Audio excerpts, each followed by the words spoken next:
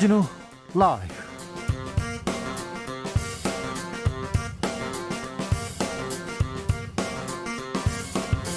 2021년 2월 8일 월요일입니다. 안녕하십니까, 주진우입니다. 서울시장 보궐선거가 두 달 앞두고 특히 국민의힘 경선 분위기가 뜨거워지고 있습니다. 나경원 후보 신혼부부 1억 원 공약 걸었습니다. 그러자 오신환 후보는 나경영의 황당한 공약이라고 꼬집었는데요. 조은희 후보는 나경원, 오세훈 후보에게 총선에서 낙선한 후보라고 공격했습니다. 신경전이 좀 과열됐습니다. 그러자 김종인 비대위원장이 당에 미칠 영향을 생각하면서 경쟁하라고 한마디 하셨어요. 국민의힘 경선 레이스 정치적 원인 시점에서 자세히 중계해드리겠습니다. 월성 1호기 원전 경제성 평가 조작에 관여했느냐, 백운규 전 산업통상자원부 장관의 구속 여부가 지금 결정됩니다. 오늘 결정되는데 지금 영장 실질 심사 중입니다. 백운규 전 장관은 월성 1호기 조기 폐쇄는 국민의 안전을 최우선으로 한 국정 과제였다고 다시 한번 강조했습니다. 영장 발부와 기각 여부에 따라서 검찰 수사 방향 달라질 텐데요. 김은지 기자와 정리해 보겠습니다.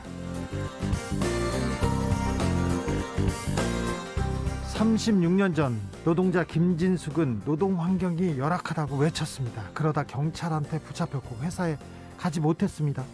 회사는 무단 결근이라고 김 씨를 해고했습니다. 그런데 36년이 지났지만 김진숙 씨는 여전히 해고 노동자입니다.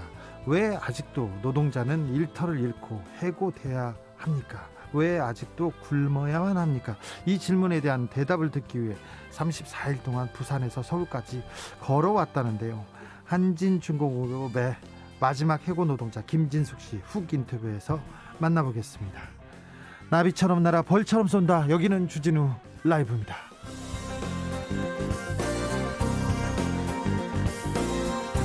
오늘도 자중자애, 겸손하고 진정성 있게 여러분과 함께 하겠습니다. 서은지님께서 5시 5분 왜 귀가 쫑긋 왜일까요? 주 라이브 제가 실수할까봐 그런 거 아닐까요? 네. 자, 오늘도 자중자애, 겸손하게 진정성 있게 여러분과 함께 하겠습니다.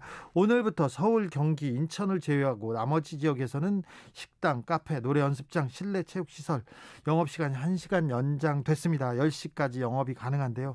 수도권은 밤 9시까지 유지하기로 했습니다. 코로나 시대에 힘들다는 거 아는데요. 자영업자 여러분들 좀 특별히 힘을 좀 더 내주십시오. 코로나가 박멸되는 그날까지 방역 수칙 잘 지켜나가면서 함께 힘을 내야 합니다. 참 경제도 중요한데 방역 놓칠 수 없습니다. 사람이 먼저지 않습니까? 자, 자영업자분들에게 특별히 응원의 마음 보냅니다. 여러분들도 자영업자분들께 응원 메시지 보내주십시오. 샵 9730, 짧은 문자 50원, 긴 문자는 100원입니다. 콩으로 보내시면 무료입니다. 그럼 주진우 라이브 시작하겠습니다.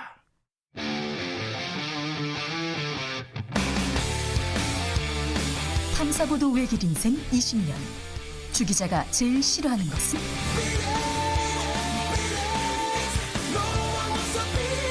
이 세상에서 비리와 부리가 사라지는 그날까지 오늘도 흔들림 없이 주진우 라이브와 함께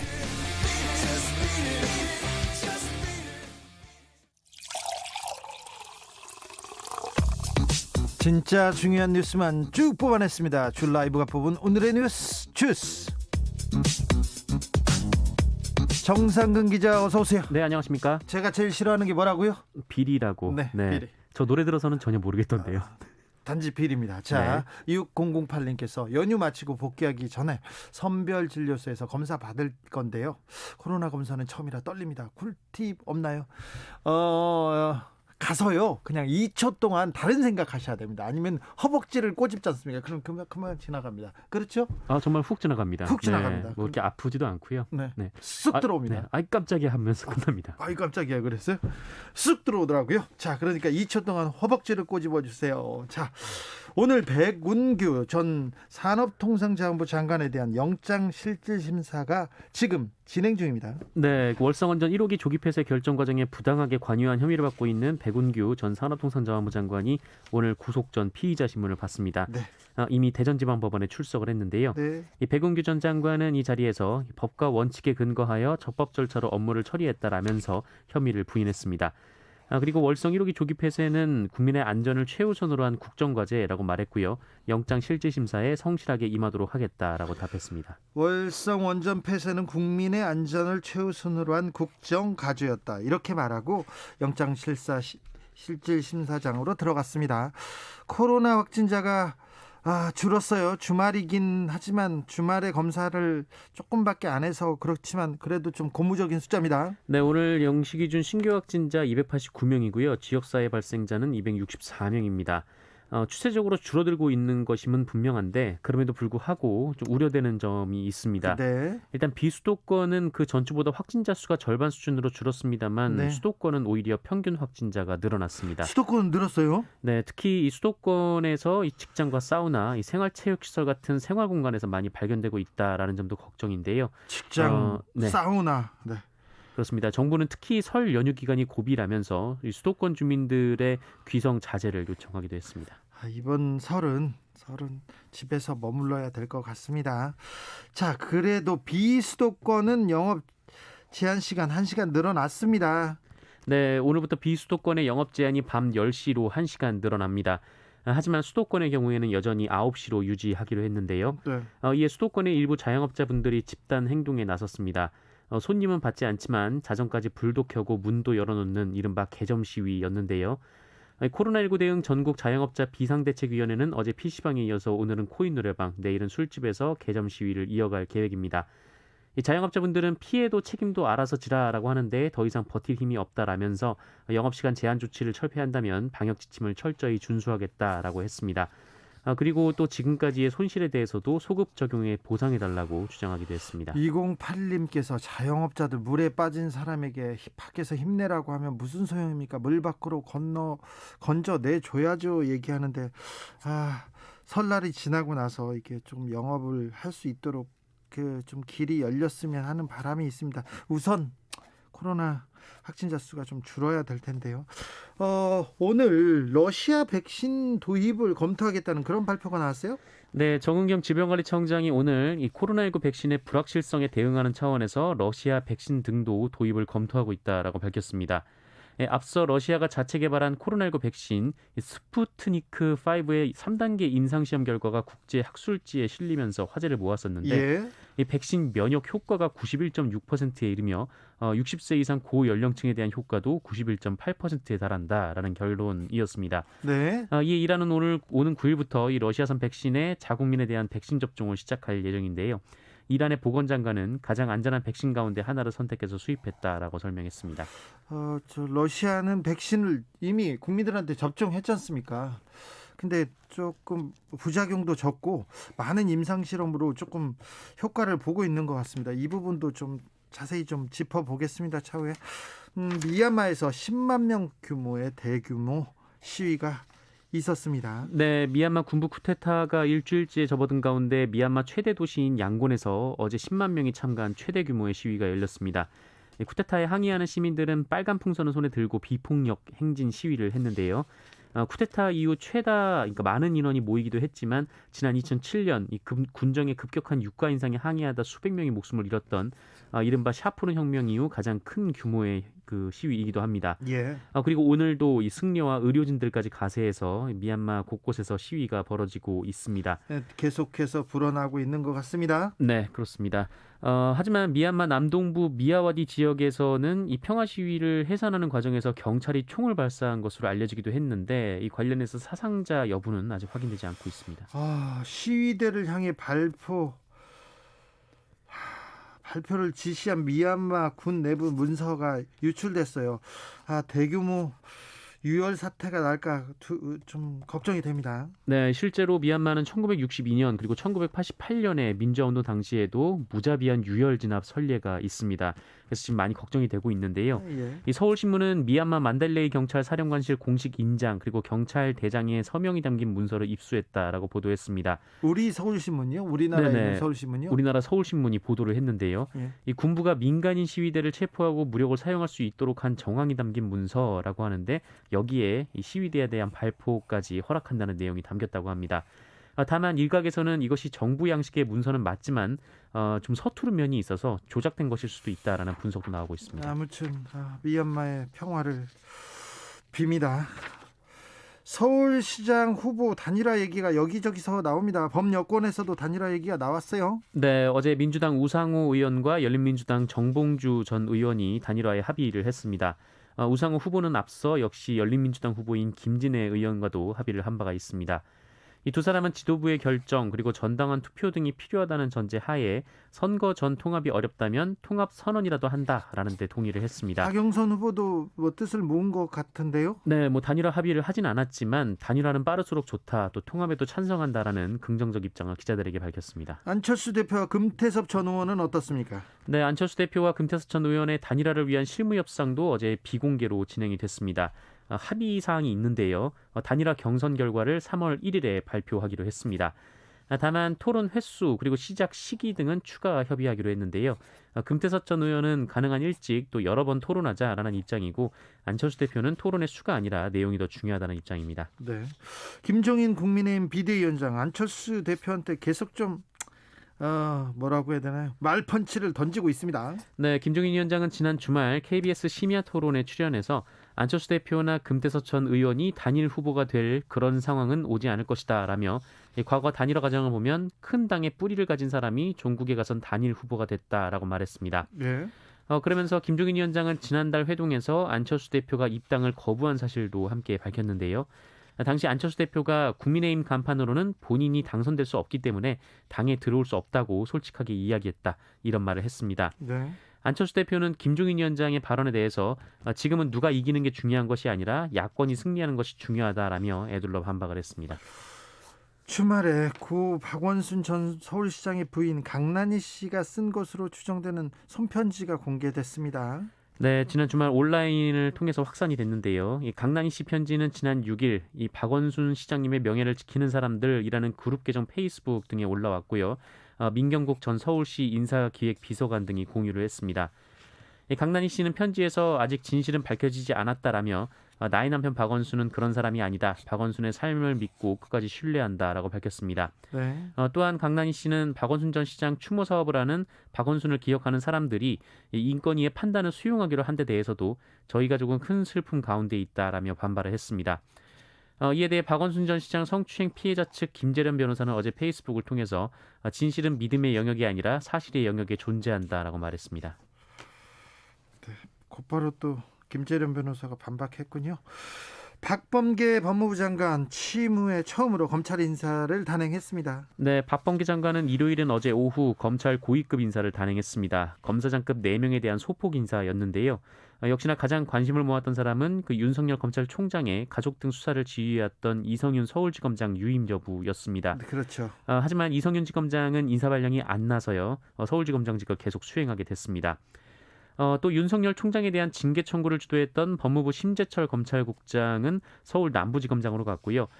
검사 술접대 의혹을 수사한 이정수 서울 남부지검장은 법무부 검찰국장으로 갔습니다. 서로 자리를 맞바꾼 거네요. 네, 이 검언유착 의혹 수사 대상인 한동훈 법무연수원 연구위원도 유임이 됐고요.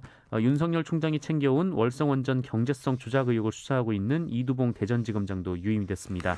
어쨌거나 뭐 박범계 장관은 윤석열 총장을 만나서 인사 문제를 협의했어요. 네, 협의를 한 상황입니다. 그 윤석열 총장은 이성윤 지검장과 검찰총장 징계를 추진한 이 대검 참모진을 교체해달라 요구한 바 있는데 이성윤 지검장은 유임됐고 심재철 국장은 자리를 옮겼습니다. 네, 박범계 장관이 윤석열 총장을 패싱했다 이렇게 보수 언론에서 일제히 보도했습니다. 그런데 박범계 장관은 패싱이 아니라는 입장이었고요. 네, 그렇습니다. 박범계 장관은 저로서는 최대한 애를 썼다라면서 윤석열 총장 측 입장을 충분히 반영했다는 취지로 설명을 했습니다. 네. 심재철 검찰국장을 교체했고 또 신임 검찰국장은 총장 비서실장 격인 이 대검 기획조정부장을 했던 사람을 임명했다라고 말했습니다. 또 최종 인사안에 대한 사전 통보가 없었다는 대검 측의 불만에 대해서 지금 거론된 분들은 총장을 직접 만났을 때 다 구두로 명확히 말씀드렸다라고 했고요. 윤석열 총장의 의견이 반영됐는지 묻는 말엔 총장 시각에서만 물어보지 말고 제 입장에서도 물어봤으면 좋겠다라고 답을 했습니다. 그렇죠. 그리고 또 검사에 대한 인사권은 장관한테 있는 거니까요. 그리고 총장 입장에서는 좀 미흡할지는 몰라도 박범계 장관은 최대한 애를 썼다 이렇게 얘기했습니다. 네. 황희 문체부 장관 후보자가 국회의원 시절에 병가를 냈습니다. 그런데 병가를 내고 여행을 다녀왔다고 지금 계속해서 국민의힘에서 계속해서 비판 여론을 만들고 있습니다. 네, 황희 문체부 장관 후보자가 20대 국회의원 당시 여러 차례 병가를 사유로 본회의에 불출석한 채 미국, 스페인 등으로 국외 출장, 가족여행을 다녀왔다고 한겨레가 보도했습니다. 네. 황희 후보자는 2016년부터 2021년까지 총 163번 열린 본회의에 17번 불참했는데요. 이 중에 사유를 적어낸 경우가 12번이었고 그중에 8번이 병가, 일신상의 사유였습니다. 8번은 일신상의 사유로 휴가를 냈어요. 그런데요. 네, 그런데 2017년 7월 20일 병가를 내고 본회의에 불출석을 했는데 출입국 기록을 확인해 보니까 가족들과 함께 스페인으로 출국을 했다라는 것이죠. 네. 당시 국회에서는 문재인 정부 출범 이후 처음으로 추가 경정 예산안 처리를 위해서 본회의가 열렸습니다.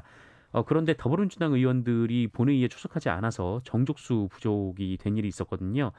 그때 좀 논란이 많이 됐었는데 이에 대해 황희 후보자 측은 스페인으로 가족여행을 다녀온 것은 사실이다라고 인정하면서 네. 휴가에 병가를 제출한 이유에 대해서는 근무 경력이 짧은 비서진이 사유를 적어낼 때 착오가 있었다라고 해명했습니다. 최영두 국민의힘 의원, 주진우 라이브도 자주 나오시는데 이분이 이 문제를 제기했는데요. 충분히 제기할 수 있는 일이라고 봅니다. 근데 그리고 병가를 내고 해외여행을 갔다. 이거 비판받을 만한 일이라고 보입니다. 네. 인도의 히말라야 산맥에 빙하가 만년설이 떨어졌어요. 그래서 수백 명이 죽거나 실종됐습니다. 네, 그 인도 북부 히말라야 산맥에서 빙하가 강으로 떨어지면서 강물이 쓰나미같이 쏟아져 내려오는 사고가 벌어졌습니다. 이 강물에 무려 200여 명이 넘는 사람들이 사망하거나 실종된 것으로 파악되고 있는데요. 최악의 참사가 발생을 했습니다. 그러게 빙하 때문에 200명이 넘는 사람이 사망하거나 실종하다니요. 네. 어떤 사고였죠? 네, 인도 우타라칸드주 히말라야 산맥의 난다데비 국립공원 지역에서 벌어진 사고입니다. 우타라칸드주요? 네. 난다데비? 네, 난다데비 국립공원인데요. 이 히말라야 산맥의 빙하가 강 상류로 떨어지면서 눈사태와 홍수를 일으켰고요. 하류 지역의 마을과 수력발전소 건설 현장 두 곳을 덮치면서 이 노동자들도 많이 실종되거나 사망을 했습니다. 네. 현재 인도에서는 수색과 구조 작업을 위해서 수백 명의 인도 군경 재난대응팀이 현장으로 급파됐습니다. 모디 인도 총리는 사고 수습을 예의주시하고 있다라면서 모든 이들의 안전을 빈다라고 트위터에 적었습니다. 네. 이 지역은 앞서 지난 2013년 6월에도 폭우가 쏟아지면서 히말라야 쓰나미로 불린 산사태 홍수가 발생해서 6천여 명 가까이 사망한 바가 있습니다. 기후 위기, 기후의 역습이 아닌가 이런 생각도 해봅니다. 참 안타깝네요. 네. 정상근 기자, 오늘은 북한 원전 기사나 대법원장 관련된 기사가 없네요. 북한 원전과 대법원장 기사는 이제 좀 지나가는 듯해 보이기도 합니다. 네. 자, 주스 정상근 기자와 함께했습니다. 감사합니다. 네, 고맙습니다. 2991님께서 광주에서 오리구이집 하는 조카, 우리 조카님 조정현 많이 힘든 줄 안다. 말해서 뭐 하겠니? 끙 그렇게 했습니다. 말해서 뭐 힘내십시오. 네, 교통정보센터 다녀오겠습니다. 공인혜 씨. 네, 이 시각 교통정보입니다. 정말 엄청난 교통량입니다. 월요일 퇴근길에 명절까지 앞두고 있는 만큼 특히 서울 시내 지금은 어떤 길을 통하시더라도 많이 밀리니까요. 시간에 여유를 두고 이동하시는 것이 좋겠습니다. 공항 쪽 올림픽대로 잠실대교부터 가양대교 쪽으로 1시간 20분 가까이 걸리는데 이 사이 한강대교 부근 5차로에 고장난 차까지 서 있어서 어려움을 더하고요. 반대 잠실 쪽 행주대교부터 성산대교 사이와 노량진 수사시장부터 청담대교 구간 쭉 막혀 있습니다. 강변북로도 양방향 양화대교부터 동호대교 구간 정체 가장 심한데요. 구리 쪽은 더 내려가 청담대교 북단 부근 4차로에 고장난 차도 서 있어서 뒤로 성수대교부터 여파 크게 봤고요. 서부간선도로 양방향 전 구간에서 시속 15km 내외로 운행합니다. 서해안고속도로 서울 쪽은 줄포 부근 2차로에서 사고 처리하고 있고요. 중부고속도로 하남 쪽 1쪽에서 남이천 사이의 정체도 사고의 영향이 남아섭니다. 또 수도권 제일순환선 일산에서 판교 방향 일산부터 송내까지는 19km 구간 꽉 막혀 있습니다. KBS 교통정보센터였습니다. 주진우 라이브.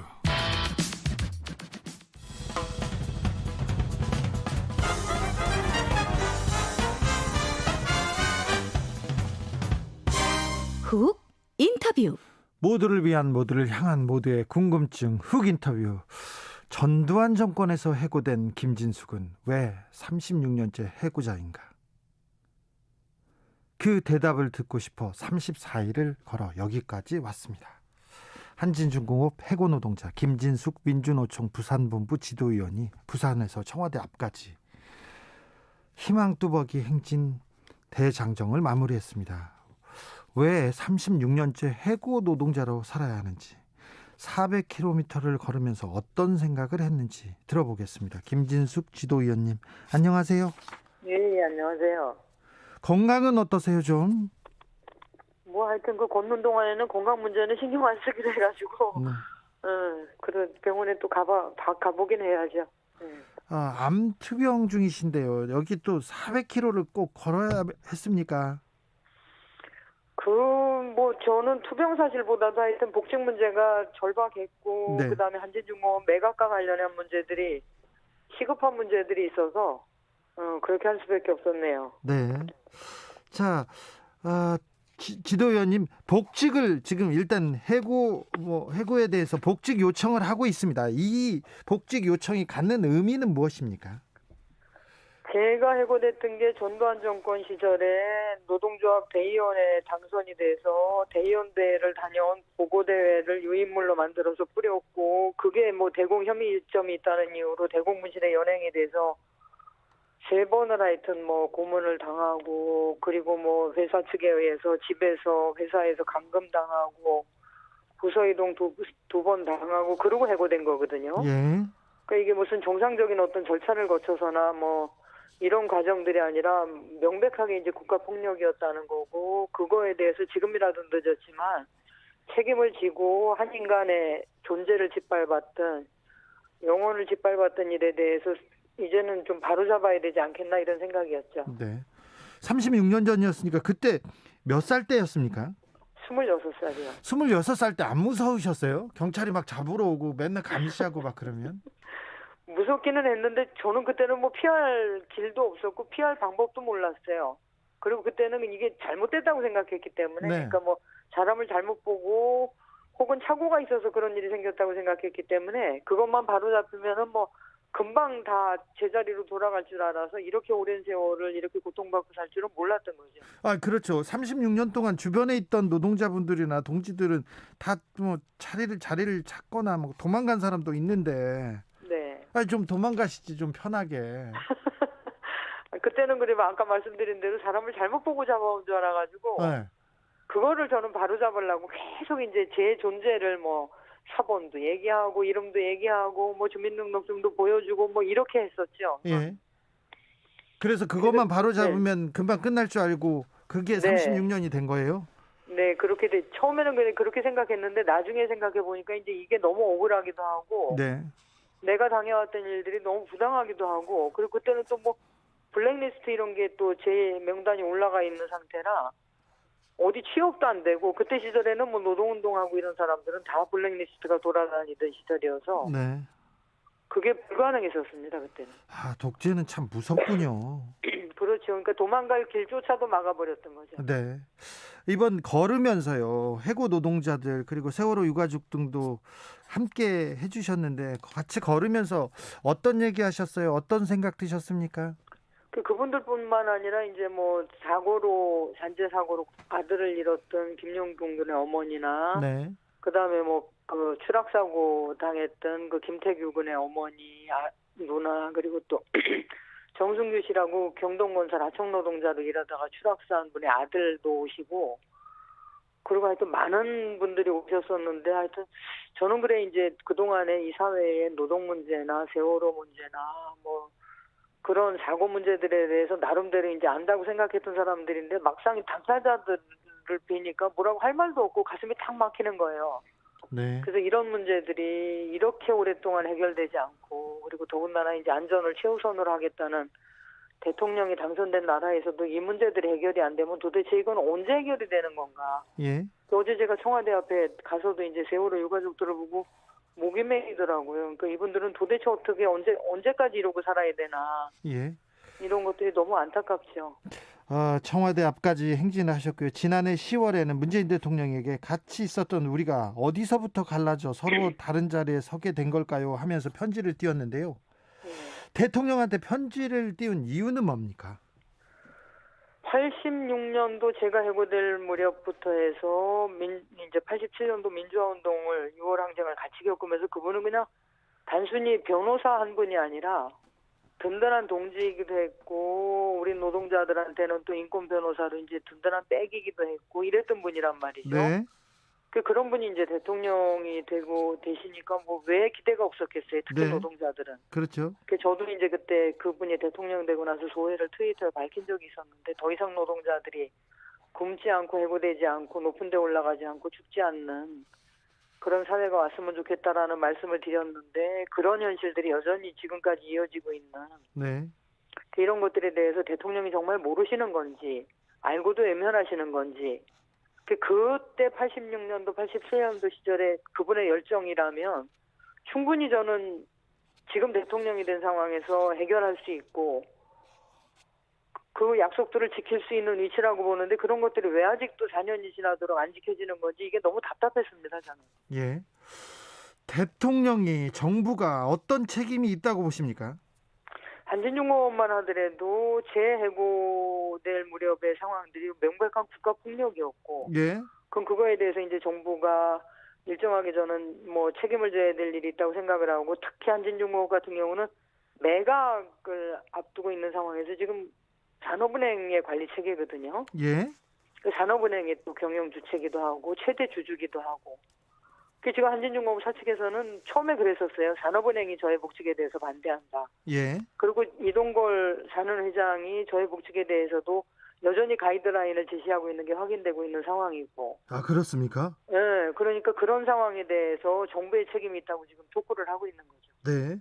정부에서 조금 의지가 있으면 그러면 이 문제는 금방 풀 일이라고 보십니까?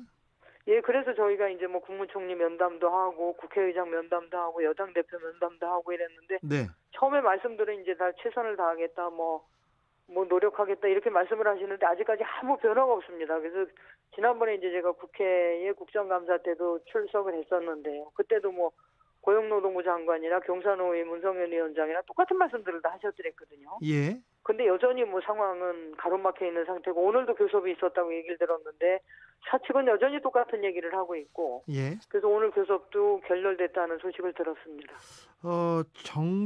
정부라고 볼 수는 없지만 민주화운동 관련자 명예회복 및 보상심의위원회에서 지도위원님한테 해고는 부당 해고이니까 복직을 권고했는데 사측에서 지금까지 응하지 않고 있다, 이렇게 얘기하는데. 예, 2번 권고를 했었죠. 예? 그래서 저도 그 이유가 궁금해요. 그러니까 사측이 그 부당해고에 대한 복직 권고뿐만 아니라 부산시의회에서 여야가 예. 만장일치로 결의문을 채택하기도 하고, 그다음에 국회 환노위 차원에서 또 결의문이 나오기도 하고, 그다음에 이제 국가인권위원회 최영애 위원장님이 또 이 김진숙의 해고는 명백한 국가폭력이라는 입장을 또 밝히기도 하셨고, 그다음에 뭐 시민사회나 종교계나 뭐 사회 원로들이나 여성계나 뭐 다. 네. 하여튼 다 목소리들을 내고 있는 상황에서도 한진중공업만 유독 이렇게 외면하고 있는 이유가 뭔지 저도 궁금했는데, 저는 뭐 추측하건대 하여튼 감정의 문제라고 생각을 해요, 우선은. 예. 그러니까 2011년도에도 뭐 그 정리해고를 하고 자기네들은 수빅으로 가고 싶었는데 그게 이제 또 저에 의해서 가로막히고 그다음에 민주노조도 자기네들은 어떻게 해서든지 깨고 싶었는데 그게 뜻대로 또 안 되고 그 제가 복직하는 일이 곧 민주노조가 다시 이제 기세를 잡는 이렇게 판단하는 것 같습니다. 그러니까 예. 지금 이제 복수노조 상황에서 사측은 진짜 온 공과 돈과 노력을 다 들여서 기업노조를 만들어놔서 그걸 유지하고 있는 상황인데 민주노조로 다시 주도권을 뺏기게 되는 것들에 대한 염려가 아닐까. 특히 매각을 앞두고는 그런 염려들을 크게 하고 있는 것 같습니다. 제가 판단할 때. 정부나 각종 위원회, 시민사회단체는 나름대로 노력을 하고 있는데 회사 측에서 그냥 그 뒤로 돌아 앉아가지고 말을 안 듣는 건 아닙니까? 그렇겠죠. 근데 저는 지금 회사를 움직일 수 있는 건 산업은행이라고 보거든요. 예. 그 산업은행과 한진중공업, 경영진의 어떤 이해관계가 일치하기 때문에 그리고 내용적으로 공유하는 바가 있기 때문에 이 문제가 안 풀리는 거지. 산업은행만 저는 결단하면 네. 금방 해결되리라고 봐요. 그러니까 지금 경영 주체가 어쨌든 산업은행이고 네. 사장도 지금 사표낸 상태거든요. 그러니까요. 네. 산업은행이 지금 좀 움직이면 이 문제가 좀 풀릴 수도 있겠는데요. 그러니까 산업은행을 움직이는 건 또한 정부라고 저희들은 판단하고 있는 거죠. 네. 네. 그래서 지금 정부에 그리고 대통령한테 계속 외치는 거고요. 예. 저 희망버스 때 그 한진중공업 영도에 있는 한진중공업 저도 갔었습니다. 네. 그런데 그 크레인에 얼마나 계셨죠? 309일이요. 그때 좀 고통스러웠을 텐데 그렇죠. 네. 저기 2차례 감옥에 가셨고요. 그다음에 5년의 수배 생활, 그다음에 크레인에서 고공농선, 이번엔 또 400일 행진까지 계속 싸움을 포기하지 않고 계속 해오고 있습니다. 근데요, 인간적으로 하나만 물어볼 텐데 가장 힘들었을 때는 언제입니까? 대공무실에 갔을 때가 제일 힘들었죠. 그러니까 그때는 뭐 영문을 모르고 그런 폭력들을 당하고 진짜 피떡이 되도록 맞고 나오고 또 거길 또 끌려가고 이런 상황이었으니까 네. 그때는 무섭기도 무서웠지만 좀 힘들기도 하고 뭐 이래서 제가 뭘 알고 당하는 건 그래도 좀 나은데 네. 영문을 모른 채 그렇게 당하니까 그때는 많이 좀 맞고 고문당하고 그러셨어요? 그렇죠. 아니 지금도 근데 네. 김진석 위원 이게 가냘픈 이게 그 여성 노동자한테 그냥 폭력을 막 가했습니까? 그때는 그런 구분이 없었죠. 지금도 온몸에 그렇게 흉터가 다 남아 있는 상태인데 그런 부분들에 대해서 저는 지금이라도 누군가가 책임지고 회복해야 된다고 그렇죠. 생각해요. 이 국가의 폭력에 대해서는 누군가는 반성하고 누군가는 바로 잡아야 될 거 아닙니까? 지금이라도. 그렇죠. 예. 자, 35년이 지났습니다. 35년이 지났는데 그때와 지금의 노동 현실 비교하면 어떻게 달라졌습니까? 아니면 어떻게 달라져야 합니까? 그때 저는 그래도 뭐 화장실도 없고 식당도 없는 공장에서 일을 하긴 했지만 정규직이었고 네. 그리고 어쨌든 뭐 그때 당시에는 해고라 그래봐야 그냥 회사에 대드는 그다음에 민주노조를 하겠다는 사람들이나 소수가 해고됐지만 지금은 너무 많은 노동자들이 대량으로 해고되는 거예요. 제가 이제 거를 행진을 할 때도 대우버스나 이제 한국게이츠 노동자들, 그다음에 LG 트윈타워나 아시아나 KO 노동자들이 같이 오셨더랬거든요. 코레일 네트워크나 이분들이 다 수백 명씩 대량 해고된 노동자들입니다. 네. 그런 일들이 아무렇지도 않게 정리해고라는 이름으로 자행이 되고 있고, 그리고 비정규직들이 너무 많아진 거예요. 구미진 때는 또 아사히 글라스 노조 노동자들이 합류를 하셨더랬는데 그분들은 7년째 싸우고 있죠. 그다음에 뭐 울산의 그 소진 노동자들도 작년에 해고된 채 지금까지 다 쫓겨난 채 싸우고 있죠. 예.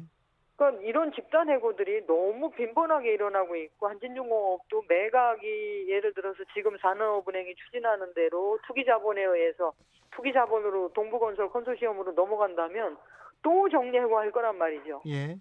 그러니까 고용을 일자리를 지키는 일에 최우선을 하겠다는 정권 아래서 산업은행이 주도하는 매각의 과정들에서 왜 노동자들의 의사는 단 한마디도 반영되지 않고 그들의 생존권은 왜 최우선되지 않는가에 대해서 저는 의문을 제기하는 거예요. 그래서 네.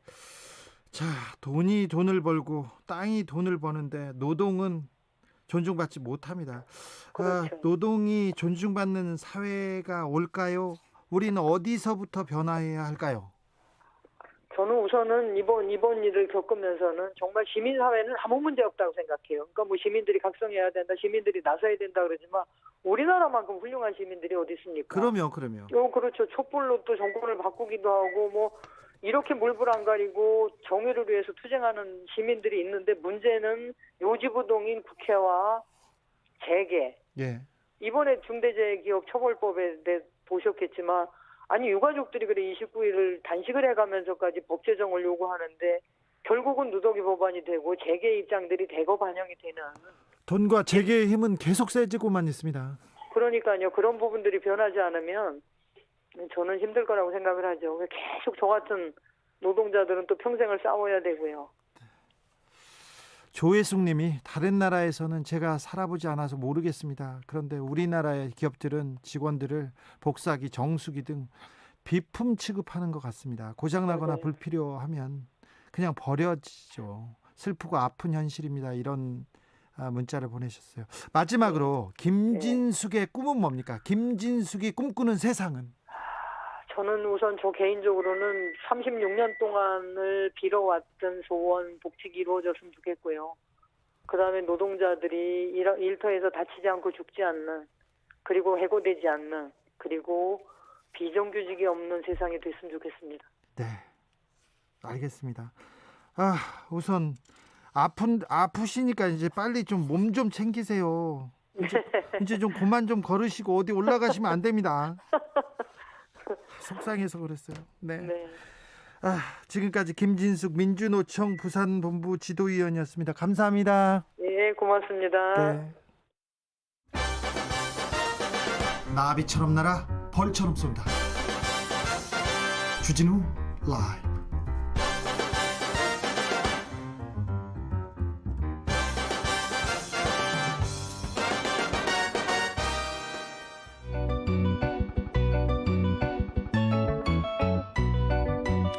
한층 날카롭다.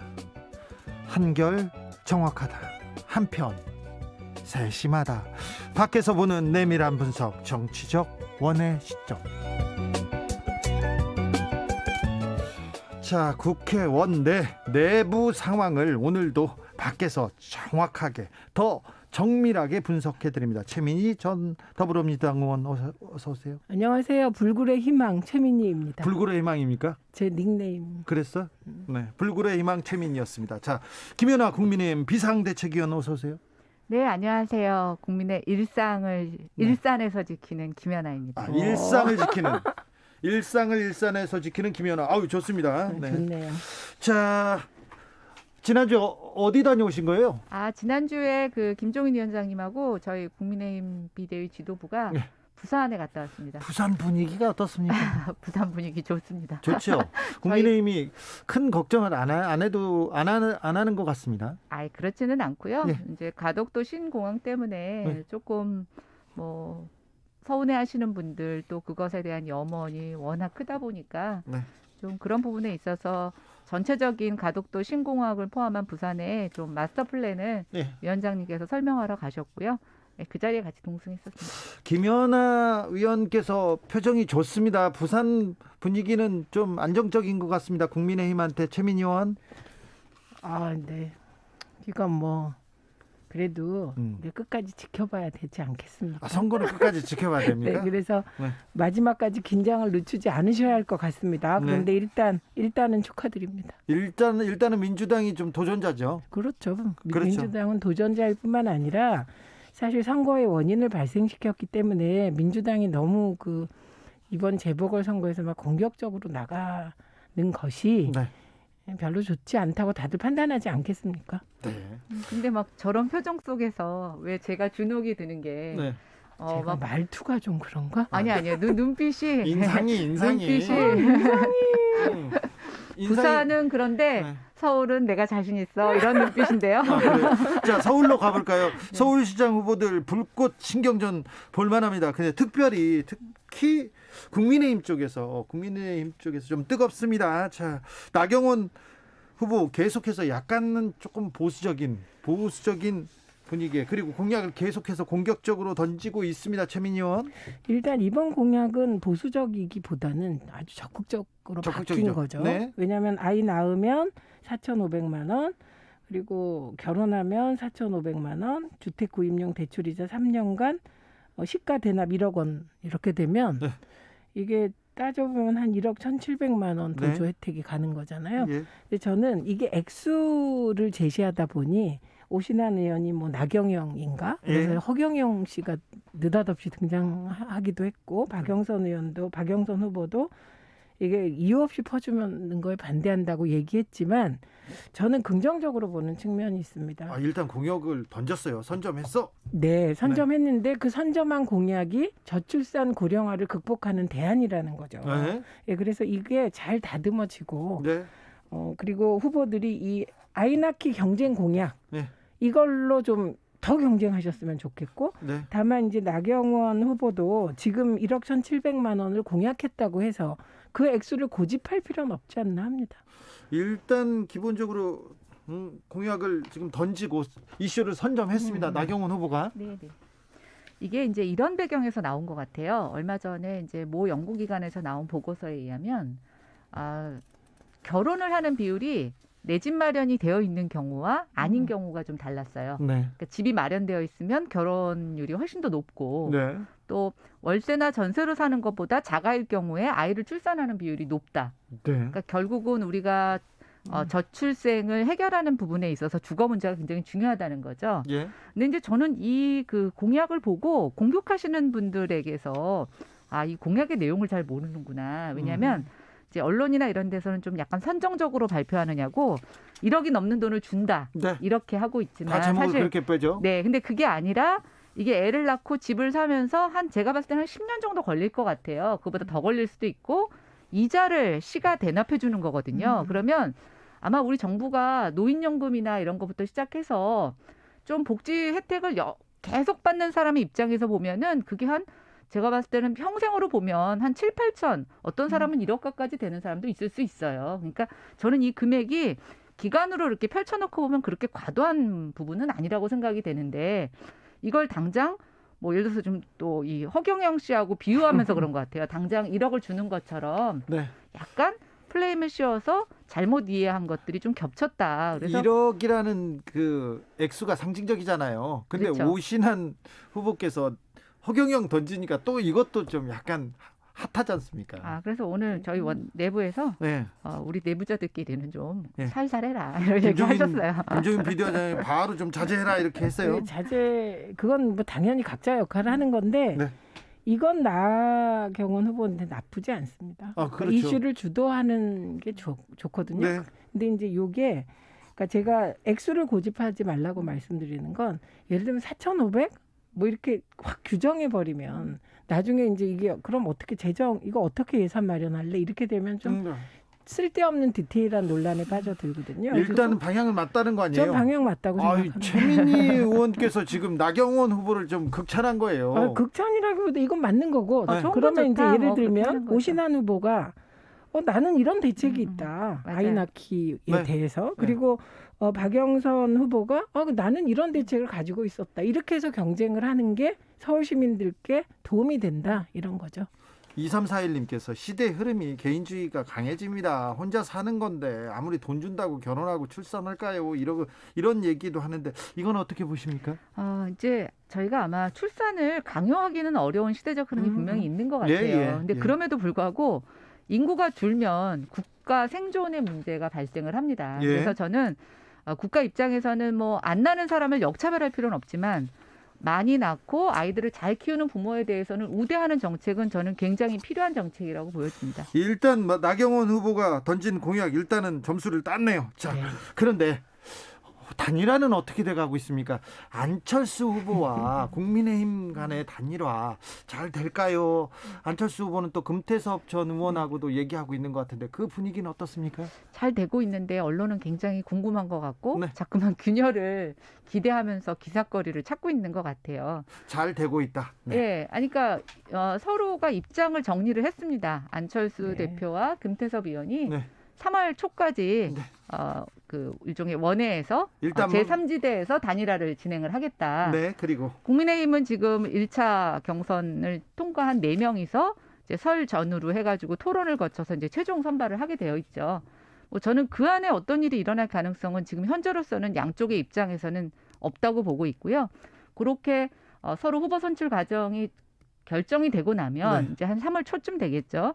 그때쯤 되게 되면 이제 뭐 그쪽에서 누가 되느냐에 따라서 또 우리가 네. 누가 되느냐에 따라서 단일화에 대한 논의가 저는 그때서부터 본격적으로 이루어진다고 생각합니다. 네, 근데 생각대로 잘 되고 있다. 뭐 저희는 지금 저희가 계속 얘기한 대로 되고 저는 있습니다. 최민희 의원님. 네, 될 가능성이 높아졌다 이렇게 생각합니다. 그렇죠. 그리고- 단일화가 지금 잘 네네. 부드럽게 가고 있는 것 같아요. 그리고 이것의 최대 공신은 금태섭 아하. 후보고 그리고 네. 금태섭 후보는 제가 요새 김종인 위원장이 대통령 되신다면 네. 이분은 김종인 정부의 법무부 장관 100% 지금 따놨다 이렇게 김종인 비대위원장이 제일 예뻐하고 싶은 사람이 아마 지금 현재 금태섭. 금태섭 네네. 의원입니다. 왜냐하면 요 카드로 김종인 위원장의 구상이 딱딱 맞아 떨어져 보이고요. 네. 그리고 이제 이게 더 얻을 수 있는 것도 있어요. 국민의힘이 지금 금태섭 의원과 안철수 후보 사이에 두 후보 사이에 지금 딱 한 가지 쟁점이 남아 있는데 그게 토론 횟수입니다. 네. 그러니까 금태섭 의원은 토론 횟수를 3번 이상 하자. 그 안철수 대표는 한 번만 하자. 네. 벌써 이거부터 안철수 대표가 지금 약간 몰리는 분위기거든요. 그렇죠. 그래서 실제로 토론을 최하 2번은 하게 되지 않겠습니까? 그렇게 되면 그 토론 횟수에 따라 이게 어떻게 보면 답정너 단일화인데 네. 이게 지지율이 너무 차이가 나서 다윗과 골리앗의 싸움인데 얘가 골리앗이 상처받은 상태로 국민의힘 후보와 단일화할 수 있는 네. 그게 이제 사실은 의도하지 않았지만 챙길 수 있는 이익이 된 것이죠. 아, 이런 걸 보면요. 김종인 비대위원장이 고수세요. 네, 굉장히 정치적으로 좀 정확한 수를 던지고 있다고 이렇게 보입니다. 이번에 부산에 가서 던진 네. 메시지도 그렇고요. 안철수 후보가 굉장히 높은 지지율로 1위를 달리고 있는데 계속해서 몇 번 이렇게 던져서 제어를 하는 걸 보면 김종인 비대위원장이 지금 역할을 굉장히 크게 하고 있구나 이런 생각도 해봅니다. 1457님께서 주 진행자님 김연아가 아니라 김현아입니다. 발음 좀 똑바로 하세요. 확실히 하세요. 김현아입니다. 현아. 네. 네. 날 버리지 마세요. 네. 자, 그래서 김종인 비대위원장이 지금 당을 선거를 생각대로 지금 끌고 가고 있는 것 같습니다. 네, 근데 이제 뭐 내부에서는 여전히 저희 당의 혁신이 부족하다고 야단 많이 치십니다.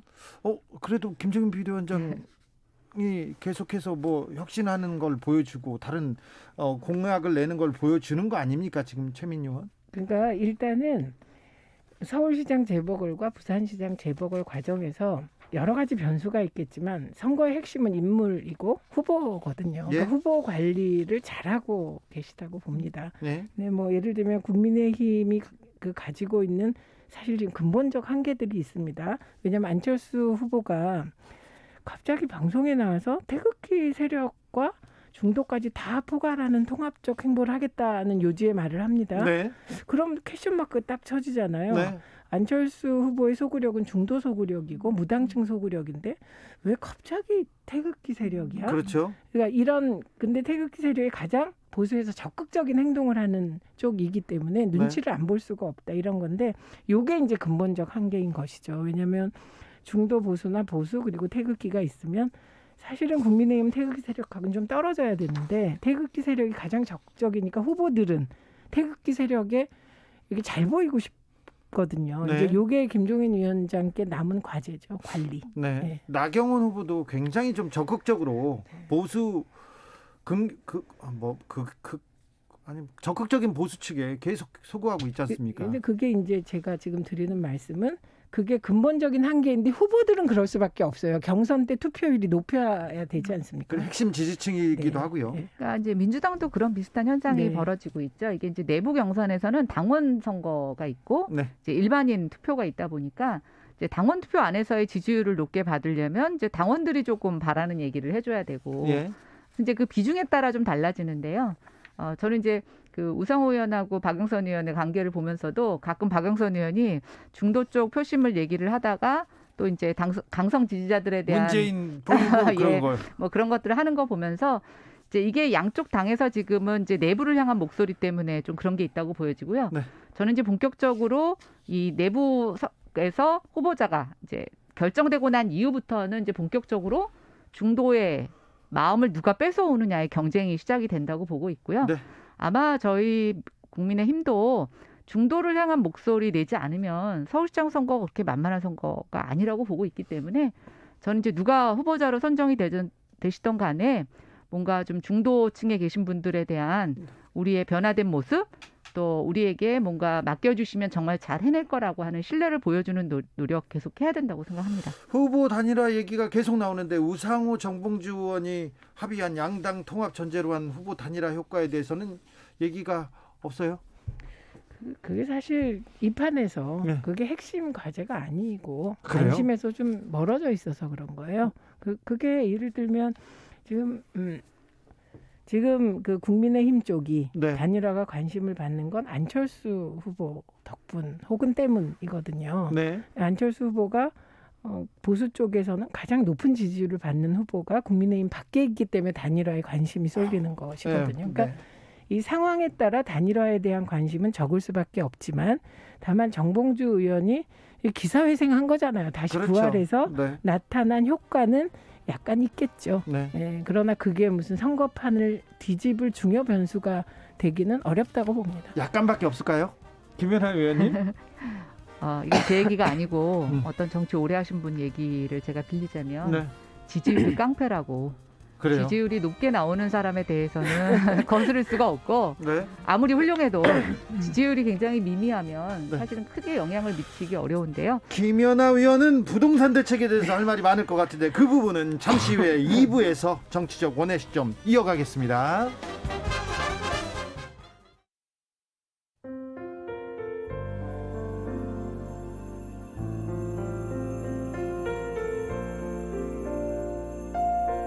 KBS 라디오 연중기획 희망충전 대한민국 416번째 이야기.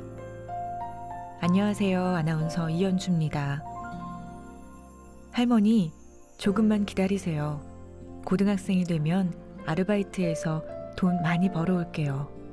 중학생인 진주가 일자리를 잃고 상심해 있는 할머니에게 한 말입니다.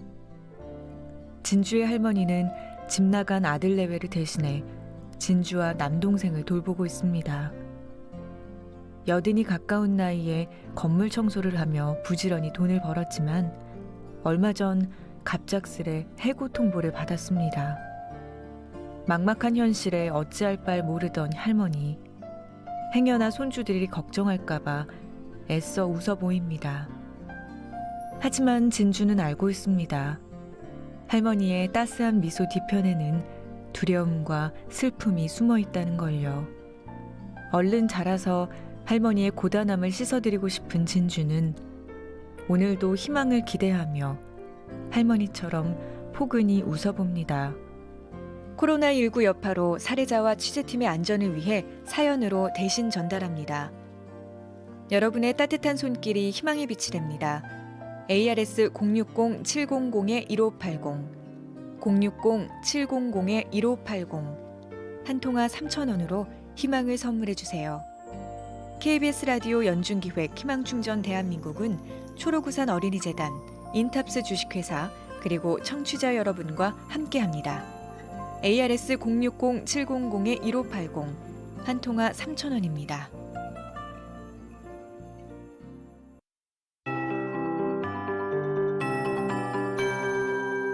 KBS 58분 날씨. 내일 아침까지는 춥겠습니다. 북서쪽에서 내려온 찬 공기의 영향으로 내일 아침 기온도 경기 북부와 강원 내륙 산지에는 영하 10도 이하까지 내려가겠습니다. 또 그 밖에 중부와 남부 내륙 영하 5도 이하로 내려갈 것으로 보입니다. 오늘과 비슷하거나 약간 낮은 분포로 다소 추운 날씨가 되겠습니다. 시설물 관리와 건강 관리에 유의하셔야겠습니다. 대기도 청정한 가운데 날씨도 화창합니다. 그러나 바람이 날카롭습니다. 하늘 모습은 평온한데 공기의 소용돌이가 아주 강한데요. 오늘 대부분 지역에 바람이 강하지만 호남 해안과 제주도가 오늘까지 바람이 매우 강하겠고요. 경상 해안은 내일까지, 영도 대동지방은 모레까지 강풍이 이어지겠습니다. 바다 물결도 서해 남부와 제주 서부 앞바다는 오늘까지 높겠고 동해 먼바다와 제주 먼바다는 내일 아침까지 높겠습니다. 동해안에는 너울성 파도가 계속해서 높게 일겠습니다. 오늘과 내일 대체로 맑은 날씨가 이어지겠습니다. 모레도 맑겠는데요. 모레 중부지방 낮 동안만 구름이 많이 끼겠습니다. 내일 아침 최저기온은 서울 영하 5도 등 전국적으로 영하 13도에서 영하 2도의 분포가 되겠고요. 낮 최고 기온은 서울 5도 등 3도에서 9도 분포입니다. 내일부터 기온이 오르기 시작해서 모레는 더 포근해지겠습니다. 지금 서울의 기온은 0도입니다. 강혜종입니다.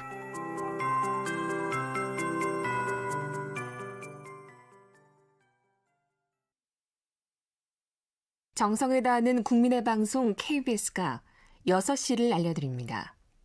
AM 711kHz, FM 97.3MHz, KBS 1라디오입니다.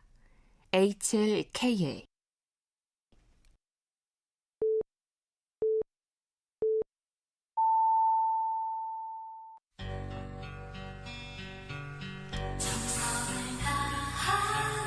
정성을 다하는 국민의 방송 KBS 주진우 라이브. 그냥 그렇다고요.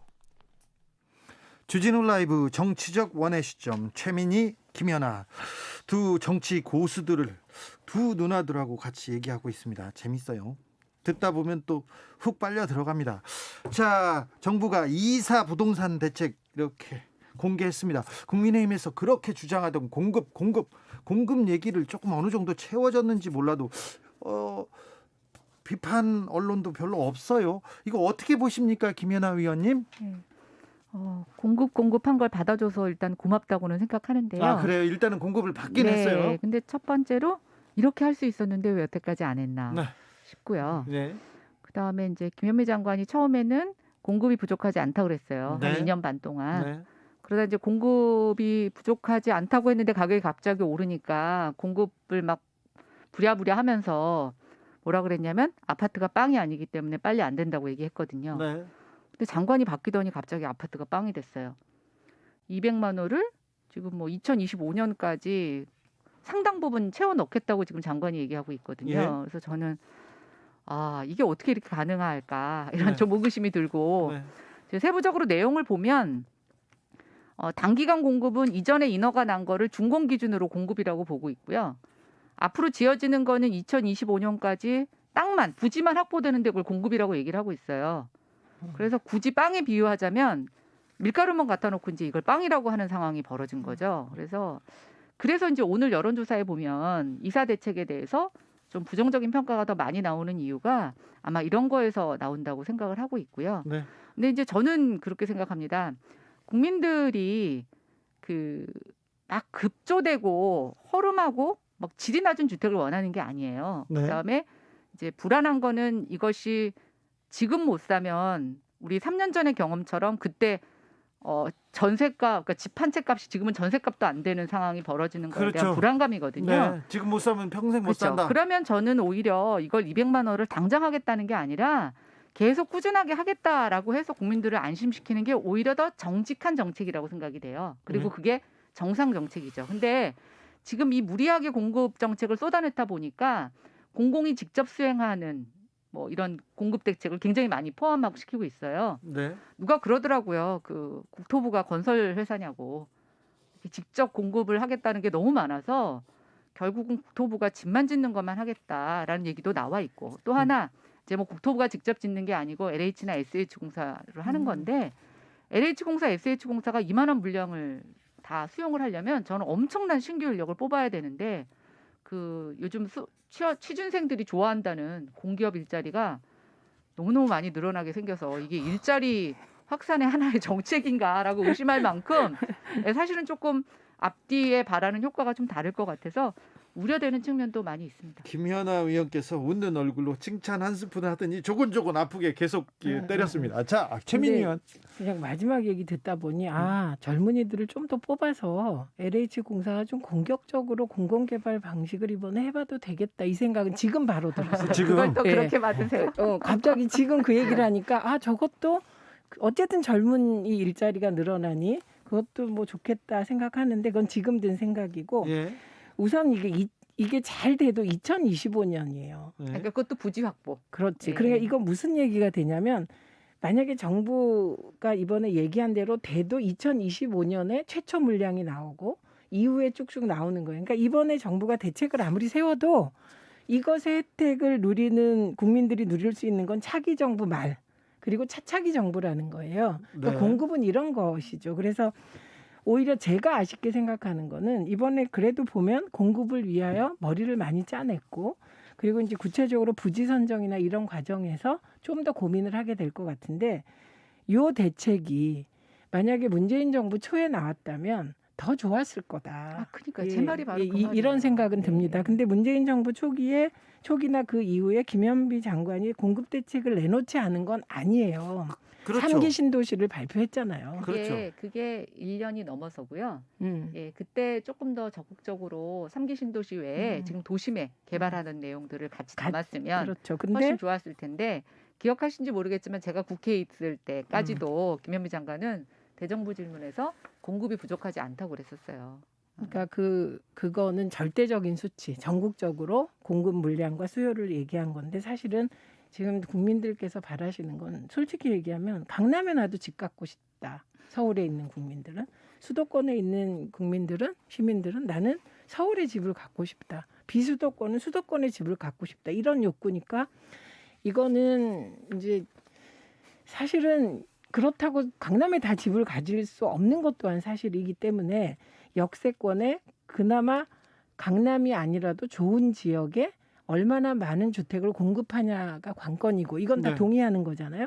이번에 그런 것이 포함됐다는 건 긍정적인 거고 다만 이거를 실행하는 과정에서 좀 더 세밀하고 꼼꼼하게 이제 대책이 나오고 말씀하신 대로 스케줄을 좀 현실성 있는 스케줄을 제시하면 좋지 않겠습니까? 어쨌든 이번에 긍정적으로 본 건 언론에 비판 기사가 안 나온다는 게 그렇기도 한데 그랬습니다. 부동산 얘기가 나오면 김연아 의원님이 얼굴이 좀 편안해지고요. 네. 최민희 의원님 좀 쫓겨요. 그리고 자꾸 김현미 장관 얘기 나오면 아이고 막 그런데 왜 국민의힘에서는 이 부동산 얘기나 경제 얘기, 민생 얘기가 아니고 북한 원전 얘기 그리고 김명수 대법원장 얘기만 할까? 언론도 거의 부동산 얘기 안 하고 이제 북한 원전하고 김명수 대법원장으로 지금 넘어갔지 않습니까? 그렇죠. 왜 그럴까요? 제가 현역이 아니라서 그런가 봐요. 그런가 제가 봐. 비대위에서 모든 비대위 회의 때마다 부동산 얘기를 하고 있는데 기사화 안 된다는 거에 살짝 마음의 상처가 생겼습니다. 좀 그렇죠. 자, 최민희 의원님. 그러니까 어떻게 보면 저는 늘 흐름을 이렇게 보는 입장에서 북한 원전이나 김명수 대법원장이 과잉 의제화되는 게 사실 그렇죠. 국민의힘이 과잉 의제화 시키거든요. 그러면 저건 민주당 도와주는 건데 왜 저러실까 저는 솔직히 이 이렇게 부분에 바라봅니다. 대해서는 김연아 의원님 좀 그렇죠. 아니요, 좀 그렇지 않은데요. 안 그래요? 네. 전혀 안 그래요. 그러니까 이제 제가 이런 얘기를 많이 하는데 네. 그 뭔가 할 수 있는 사람의 입장에서는 화낼 일이 없고요. 네. 화라는 거는 아무것도 할 수 없는 사람이 방법이 없으니까 화를 내는 겁니다. 그래요? 그게 지금 절대적으로 수가 부족한 또 국민들한테 크게 신뢰를 받지 못하는 야당이 그런 거고요. 그다음에 이제 저는 원전 사태나 이런 것들은 뭐 그 사안에 대한 거짓말보다는 대통령이 이제 초기부터 원전 정책과 관련해서 국민들에게 크게 드라이브를 전환하시려고 했던 거잖아요. 근데 그것에 대해서 조금 더 아까 제가 얘기한 것처럼 솔직하게 시간이 걸리는 문제고 국민들의 인식과 준비가 필요한 것을 좀 천천히 갔으면 좋겠는데 주택 공급은 그렇게 정권 초기에 했으면 좋겠는 걸 이제 미루다가 와가지고 한꺼번에 한다고 그러고 원전은 경제성 수치를 만질 만큼 그렇게 조급하게 그때 했어야 되나라는 생각이 듭니다. 그리고 국민들 한번 입장에서 생각해 보세요. 그렇게 숫자도 막 만져가지고 원전을 조기에 멈춰 세우고서는 아직 북한의 비핵화가 진전된 것도 아닌데 원전 건설에 대해서 검토하는 보고서를 쓰는 거는 도대체 앞뒤가 맞지 않는 거잖아요. 제가 좋은 것 같아요. 네. 지금 다시 최민희 얼굴에 지금 화색이 돌기 시작했어요. 갑자기. 네. 왜냐하면 이제 북한 원전권은 사실 색깔론을 하신 게 맞죠. 그런데 이 색깔론이 문제가 되고 있는 거고 지금 이 색깔론이 말이 안 되는 게 그렇다면 이건 자기 얼굴의 침뱉기예요. 94년 제네바 합의 때 북한에 원전 2개 지어주기로 했고 실제로 김영삼 정부가 1조 5천억을 북한에 사실 그 기초 작업으로 투자했거든요. 그래서 이 부분은 저는 이렇게 바라보면서 김종인 위원장이 저건 빨리 걷어들이셔야 되는데 왜 계속 가실까? 계속 가시면 사실 자기 얼굴에 침뱉기다 이렇게 생각을 했던 사안이고 그리고 그 감사원의 감사 결과가 지금 문제되고 있는 건 경제성 평가 부분이에요. 근데 북한이 원전을 멈추고 안 멈추고에서 경제성 평가는 한 부분인데 이 부분에 대한 실체도 조작이 있었냐 없었냐 만약에 조작이 없었다면 끝 조작이 있었다면 어느 선에서 지시냐 요거는 검찰 수사 결과로 나올 것이고 그 외에 나머지 분야 그러니까 예를 들면 안전성 부분에 있어서는 정말 문제가 심각했고 지금도 문제가 나오잖아요. 그래서 좀 더 종합적인 평가를 해야 되는 사안이기 때문에 경제성 평가만으로 원전을 멈춰야 된다. 이거는 이제 논리적으로는 조금 너무 부족한 논리라고 생각합니다. 그런데 중요한 건 북한 원전을 색깔론으로 계속 가져가시면 저는 민주당은 겉으로는 당황하고 속으로는 되게 안심할 것 같습니다. 3831님이 오늘 토론 아주 굿입니다. 서로 자극적이지 않게 조곤조곤 품격이 있네요. 토론의 정석입니다. 그렇습니다. 자, 요 문제 또 나눠볼까요? 김명수 대법원장은 큰 문제가 있습니까? 국민의힘에서 보기에는? 또 거짓말을 하셨잖아요. 대법원장이. 네, 기억이 나지 않는다 하면서. 오늘 얘기가 뭐 이게 법으로 처벌할 수 있는 조항이냐 아니냐라는 얘기가 나오고 있더라고요. 네. 뭐 이게 거짓말이라는 게 기억에 기반한 것을 갖고 위증을 했을 때 처벌할 수 있다고 하는데 법률적인 문제는 뒤에 두더라도. 그러더라도 그러니까 저는 뭐냐면 대법원장을 또 징계할 수 있는 절차도 없다고 그러더라고요. 그래서 저는 더 중요한 거예요. 그래서 이게 말로만 사과하면 안 되는 문제예요. 네. 그래서 저는 오늘 계속 김명수 대법원장과 관련해서 예전에 이제 가인 김병로 대법원장의 사례가 쭉 나오더라고요. 네. 우리가 이제 사법부의 수장이 어떤 모습을 보여줘야 되느냐라는 것에 지금 우리가 과거를 다시 들여다보는 건데요.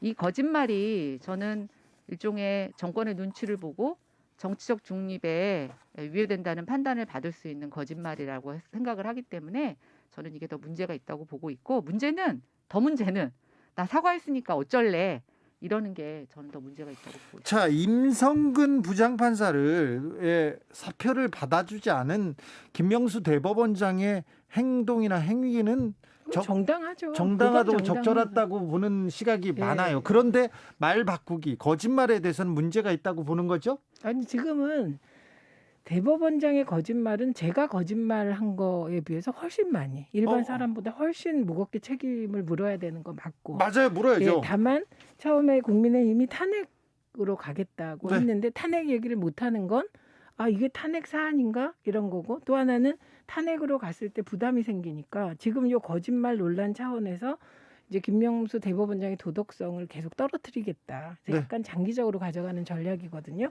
근데 이게 그렇게 가져갔을 때 재보궐선거에 줄 수 있는 영향은 어느 정도일까? 이 부분을 검토해 보면 전 플러스 마이너스 제로가 될 거라고 생각합니다. 자, 김명수는 사퇴해야 됩니까? 김명수 탄핵, 국민의힘은 김명수 대법원장 탄핵합니까? 아니죠. 지금 저희가 뭐 절반도 못 갖고 있는데 탄핵이라고 하는 카드를 불쑥 꺼내기는 쉽지 않을 거라고 보여지고 있고요. 아까 제가 말씀드린 것처럼 이게 법적 어떤 유죄 무죄를 가를 수 있는데 법리적 검토에 여러 가지 이론이 있기 때문에 근데 이제 저는 그렇게 말씀드리고 싶습니다. 임 판사가 사실은 이제 무죄를 1심에서 무죄를 받기는 했지만 재판에 관여했다는 의혹에 대해서는 그 결정문에 써져 있었어요. 그럼에도 불구하고 그것을 뭔가 이렇게 죄로 가름하기는 어렵다라고 하는 것 때문에 1심에서 이제 무죄가 나온 거고 뭐 앞으로 더 추후 재판 결과를 봐야 되겠죠. 그러면 그렇게 일단 1심에서 무죄가 나온 사람에 대해서 법적으로 해결 못하니까 그럼 탄핵으로 가자. 지금 민주당이 그렇게 나온 거고 그 탄핵으로 가는 과정에서 이분이 사실은 임기가 끝나고 나면 탄핵이라는 게 의미가 없잖아요. 그렇죠. 우리나라 탄핵은 형사로 벌을 주는 게 아니라 그 직일 자체를 빼앗는 거란 말이에요. 그렇다고 하면 사실은 저는 민주당에서 임판사의 탄핵 결정도 아예 처음부터 시작했거나 그런 모르는 건 굉장히 무리한 결정이고 실효성이 없는 좀 건데. 일찍 했어야죠. 민주당도. 그리고 네. 이런 거죠. 지금 집권 여당의 여러 가지 좀 걸려 있는 권력형 재판이 많이 계류되고 있잖아요. 많이 안 자를게요. 네. 네, 그 내용들이 있는데 그것에 대해서 뭔가 집권 여당이 사법부에 입김을 가한다라고 하는 것을 충분히 줄 수 있는 상황이라고 생각해서 저는 굉장히 부적절한 탄핵이었다고 자, 보고 최민희. 있습니다. 예, 이게 탄핵과 관련하여 시기가 늦었다. 100% 동의. 네. 왜냐하면 저도 동의. 예, 2000 총선에서 180석 얻었잖아요. 그 이후에 이게 그렇게 중요한 사안이면 바로 추진해야 된다. 이거 그렇죠. 맞고. 그래서 왜 그것도 그랬나 물어봤더니 네. 이탄희 판사 이걸 주도했잖아요. 근데 이분이 국회 들어오자마자 좀 아파서 추진 동력을 잃었었다라고 답을 하더군요. 일부가. 이건 지도부 답은 아니고. 근데 어쨌든 시기상으로 좀 늦었다. 이 부분은 동의. 그러나 네. 저는 임성근 판사의 탄핵 문제, 소위 위헌적 행동을 한 판사의 탄핵 문제는 민주당이 먼저 얘기한 게 아니고 2018년 사법농단 때 판사회의에서 위헌적 행동을 한 판사들을 탄핵해야 한다는 조항이 들어가 있었어요. 판사들도 얘기했습니다. 네, 판사들이 얘기한 사안이고 또 임성근 판사는 자꾸 사람들은 박근혜 대통령과 관련한 그 상케이 지국장 보도 얘기하는데 저는 그건 정치적인 거라 또 이렇게 논란이 될 수 있는데 이분이 개입한 재판은 그것뿐이 아니에요. 프로야구 선수들 프로야구 도박. 선수 도박 관련 재판에도 개입하셨고 민변 변호사가 이게 연행되는 과정에 폭력 사건이 있는데 그 재판에도 관여를 했거든요.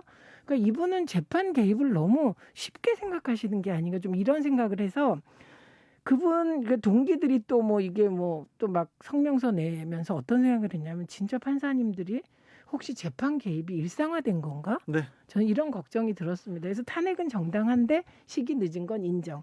김명수 대법원장은 그게 뭐 기억의 착오였던 뭐든 결과적으로 거짓말을 한 건 맞거든요. 네. 이 부분에 대해서는 본인 좀 더 심사숙고해서 적절한 행동을 하시면 좋을 것 같습니다. 그렇습니다. 자, 유상범 의원은 재판 결과에 영향을 주지 않았더니 문제가 없다. 임성근 부장판사의 행위는 문제가 없다고 이렇게 얘기했는데 그럼 미수에 그치면 괜찮다. 그건 아니죠. 그쵸. 뇌물을 받았지만 실제 그대로 하지 않았다. 이렇게 얘기할 그건 수도 있지 아니고. 않습니까? 이거는 좀 문제가 있는 것 근데 같습니다. 이제 임성근 판사의 경우에는 지금 탄핵을 했지만 네. 임기가 곧 종료되고 무죄를 받았고. 헌재에서 이제 그 탄핵에 대한 결정을 내릴 때까지 시간이 걸리기 때문에 이제 이것에 대한 실효성 얘기가 있어요. 근데 2008년에 MB 특검 관련하여 그 위헌 소송 14일 만에 했더라고요. 그러니까 이제 이번에 결과를 봐야 되겠죠. 빨리 근데 좀 이제 하죠. 저는 그런 거죠. 이제 시간상 어떻게 될지 모르겠지만 불가능하다고 보는데 네. 저는 이거에 그런 사례를 남길 수 있다는 거예요. 실질적으로 효력이 없는 탄핵에 대해서 일종의 본보기로 이렇게 정치적. 탄핵을 무리하게 밀어붙였을 때 판사들이 어떤 생각을 하겠냐는 거죠. 자, 이걸 8166님이 대법원장 거짓말이 사법농단 부장판사 사건보다 더 위중한가요? 물어봅니다. 자, 여기 묻겠습니다. 두 위원님한테. 대법원장의 거짓말이 더 크냐? 아니면 부장판사의 사법농단이 더 크냐? 저는 사법농단 그 재판 개입이 크다고 봅니다. 재판 저는 이게 형벌의 문제가 아니고요. 네. 일단 죄가 있느냐 없느냐의 문제를 본다고 하면 네. 저는 똑같이 잘못된 것이라고 보고 있고요. 네. 이 상대적 평가에 대해서는 좀 다른 문제라고 생각합니다. 아, 그래요? 아무튼 김병수 대법원장의 거짓말은 굉장히 좀 충격적이었어요. 네. 거짓말이라고 거짓말이라고 말하기는 좀 그 차고 차고 차고라고 기억의 차고라고 해명했는데 하지만 차고도 사실은 결과적으로 거짓인 건 맞죠. 그게 굉장히 좀 큰 부담을 주지 않나 네, 이런 네. 생각은 해봅니다. 국민의힘에서는 설 연휴까지 자진 사퇴하지 않으면 고발하겠다는 입장을 냈습니다. 이 문제가 조금 더 가겠지요?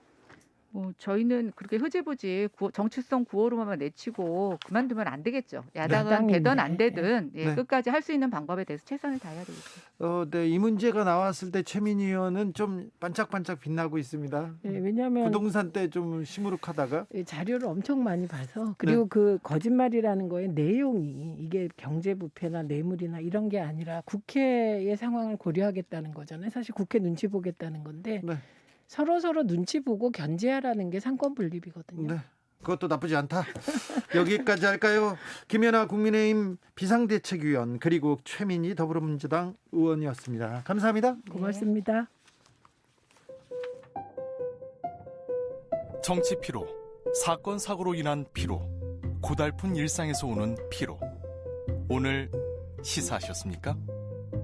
경험해 보세요. 들은 날과 안 들은 날의 차이. 여러분의 피로를 날려줄 저녁 한 끼 시사 주진우 라이브.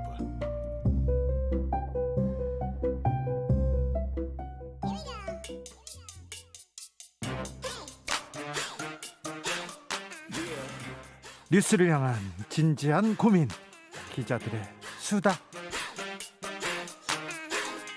라이브 기자실을 찾은 오늘의 기자는 은지옥이요. 시사인 김은지입니다. 네, 저희가 아까 최민희 전 더불어민주당 의원과 김연아 전 국민의힘 의원인데 두 분한테 부를 때 전 의원이라고 안 하고 의원이라고 좀 해요. 네, 전 의원이 맞지만 국회의원들은 평생 의원으로 살잖아요. 뭐 국회의원뿐만이 아니라 장관했던 분들이나 이런 장관님이라고 분들한테 전 그렇죠. 장관님이라고 안 합니다. 예. 근데 정확한 명칭은 전 의원입니다. 네, 그렇게 가겠습니다. 자, 오늘 첫 번째 뉴스 어디로 가볼까요? 네, 안티 코로나 바이러스 카드를 나눠주려고 했던 교회가 있었습니다. 그 교회가 우리나라에서 제일 큰 교회라면서요? 네, 신자 수가 세계 최대 규모의 손꼽힐 정도인 곳인데요. 네. 여의도 순복음 교회입니다. 주진우 기자도 워낙 그쪽 전문가 알죠. 아닙니까? 잘 알죠. 저 이 교회 열심히 다녔습니다. 제가 취재 때문에 다니신 거죠? 네, 9달 이상 다녔는데요. 조용기 목사님의 그 설교를 들으면서요, 진짜 말을 요리조리 이렇게 끌고 가는 그 설교의 솜씨에 제가 탐복하곤 했습니다. 거기까지만 할게요. 네. 좋은 쪽으로 탐복하기도 했고요, 나쁜 쪽으로 탐복하기도 했습니다. 네, 이곳이 다시 한번 화제에 올랐는데 네. 이곳에 이영훈 담임 목사가 지난 3일 수요 예배 광고 시간에 한 말 때문입니다. 어떻게 말했어요? 네. 그 해당 카드를 가지고 있으면 코로나19에 걸리지 않고 걸려도 빨리 낫는다, 이런 식의 이야기를 하면서 네. 교인들에게 해당 카드를 무료로 나눠주겠다라는 취지의 이야기를 했다고 합니다. 네. 게다가 이런 말까지 덧붙였다라고 하는데요. 일종의 믿지 않는 자는 안 된다라는 불신자에 대한 이야기입니다. 정말요? 예, 종이 한 장에 무슨 역사가 나타나겠냐, 의심하지 말라. 갖고만 있으면 여기서 스스로 파장이 나와서 코로나19 바이러스를 차단하고 또 있는 바이러스도 죽인다라는 말을 했다고 합니다. 아니, 앞부분 뒷부분에 이거는 나를 의심하면, 이걸 의심하면 안 된다, 이 얘기는 좀 너무 나간 거 아닌가, 좀 큰 논란이 됐어요. 네, 카드 이야기 자체가 사실 좀 나간 이야기입니다. 왜냐하면 과학적으로 검증이 되지 않았기 때문인 건데요. 방역을 방해할 수 있고 게다가 사람들을 위험에 빠뜨릴 수 있는 말이기 때문입니다. 예. 여의도 순복음교회도 지난 5일에 해명 자료를 냈는데요.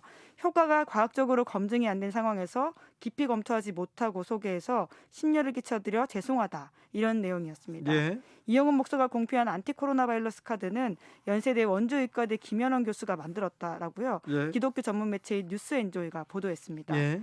김 교수는 지난해 11월 관련 책을 낸 바가 있는데 책 제목이 디지털 3D 파동이 코로나19를 해결한다 라는 제목입니다. 자, 그럼 빨리 3D 파동을 만들어서 코로나를 좀 해결하고 없앴으면 좋겠는데 뭐라고 해요? 뭐라고? 네, 이 책에도 관련 카드 이야기가 나온다라고 하는데요. 네. 코로나19 치료제와 한약제 등 여러 물질을 디지털 3D 파동 카드에 담았다, 뭐 이런 주장이 담겨 있다고 합니다. 그랬으면 얼마나 좋겠어요. 전 세계적인 뉴스가 됐겠죠. 장하루님이 저걸 믿는 사람이 있을까요? 있어요. 그런데 이 교수님 굉장히 유명한 분입니다. 김현원 교수님.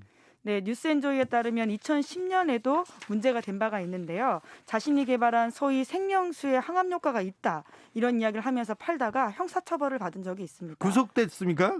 네, 그러진 않고요. 벌금 200만 원 선고를 받았습니다. 네. 사기 등의 혐의였고요. 네, 벌금 2천만 원. 네, 2천만 원이고요. 네. 네, 현재 여의도 순복음교회는 전체 12,000명 수용할 수 있는 공간에 1,200개 좌석만 앉을 수 있게 하면서 대면 예배하고 있다라고 해요. 네. 방역 당국의 지침에 따른 건데요.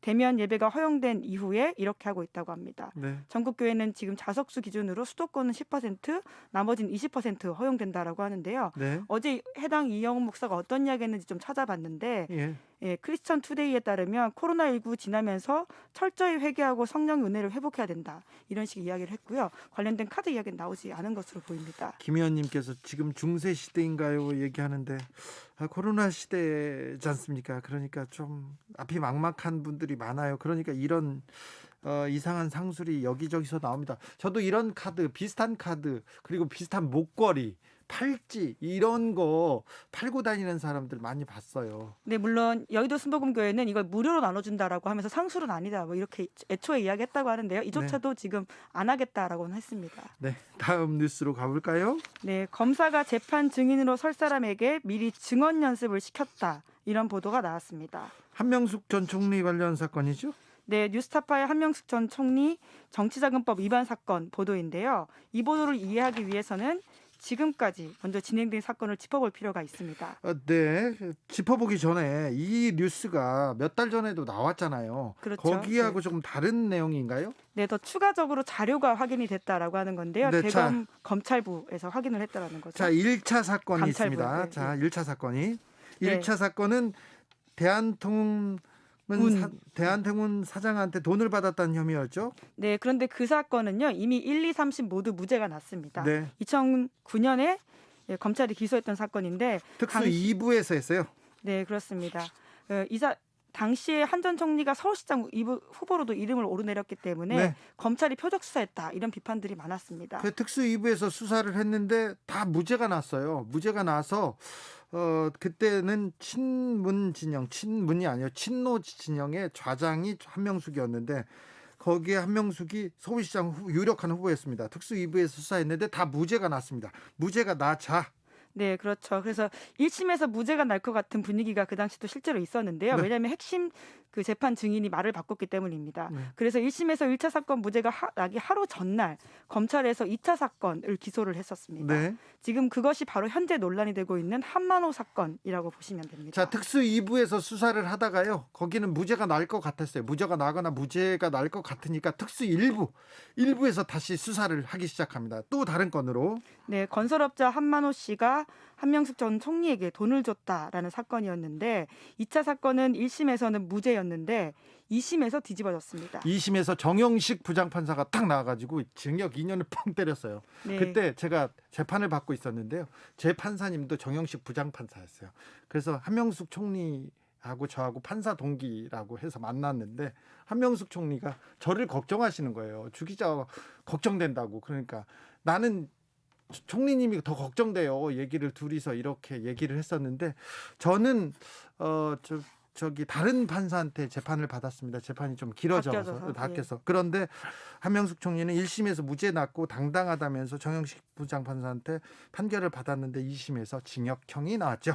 네, 그리고 그것이 대법원에서 확정이 돼서 징역 2년 선고를 받고 형을 살았습니다. 네. 그런데 이제 뇌물 사건에서, 그러니까 돈과 관련되어 있는 사건에서 가장 중요한 게 뭐냐면요, 공여자의 일관되고 구체적인 진술입니다. 그런데 이제 왜냐하면 이 뇌물 사건은 영상이나 음성 증거 같은 것들이 보통 없기 때문에 네. 준 사람이 일관되고 구체적으로 진술하는 게 중요하거든요. 그런데요. 네. 이 사건은 좀 특이했어요. 네. 근데 한명숙 1차 사건, 2차 사건 모두 검찰에서는 돈 줬다라고 이야기했던 공여자들이 법정 가서는 다 말을 바꿨습니다. 예. 검찰이 무서워서 그렇게 이야기했다. 실제로는 아니다. 내가 거짓말했다. 이런 이야기들을 했거든요. 네. 실제로 작년에 공개됐던 한만호 씨 비망록이 있는데 여기에서도 검찰의 회유와 압박에 못 이겨서 거짓 진술했다라는 취지의 대목들이 여럿 나옵니다. 뇌물 사건은 뇌물을 준 사람하고 받은 사람의 진술, 그리고 진술의 구체성과 진술의 일관성이 가장 중요하거든요. 그런데 이 재판에 나와서 검사들이 하도 강요해가지고 거짓말했어요, 이렇게 재판에서 말했습니다. 그래서 1심에서 무죄가 났는데 2심에서는 유죄가 났습니다. 근데 알고 보니까 검사들이 증언 연습을 시켰다는 거 하지 않습니까? 네, 그렇습니다. 그런데요, 이게 좀 또 다른 사건입니다. 이게 복잡하다 보니까 다시 설명을 드리는데요. 2차 사건에서 공여자, 그러니까 한만호 씨가 말을 바꾸다 보니까 검찰로서는 굉장히 난감할 수밖에 없었거든요. 예. 그러니까 위증했다, 이런 식으로 또 추가 수사를 했습니다. 네. 한만호 씨에 대한 추가 수사를 했고요.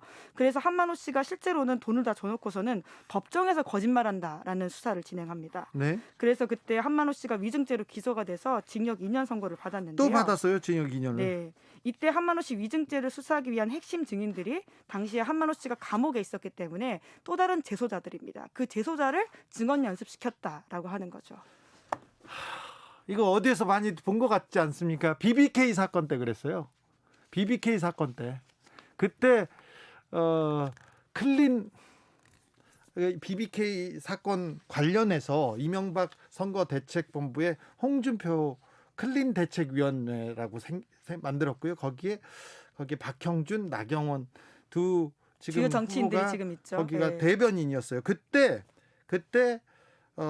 감방 동기들이 어떻게 얘기한다는 얘기가 나오기도 했었죠. 자, 정확하게 다시 넘어가 보겠습니다. 이 재판으로 대검에서 지금 이 사건 감찰 중이지 않습니까? 네, 왜냐하면 그 당시에 이렇게 재판 증언 훈련을 받았다라고 주장하는 사람이 나왔기 때문입니다. 네. 그 사람이 H씨인데요. 예, 이 감방 사람의 동기. 네, 한만호 그렇죠. 씨의 감방 동기입니다. 네, 이제 다 같이 그때 증언 연습을 했다라는 식의 이야기를 3명 중에 1명이 했기 때문에 논란이 될 수밖에 없었고요. 그래서 이 사건을 지금 대검 감찰부에서 하고 있습니다. 예. 그래서 뉴스타파가 확보한 것은 감찰부 문답서인데 여기에 이런 내용이 나온다고 합니다.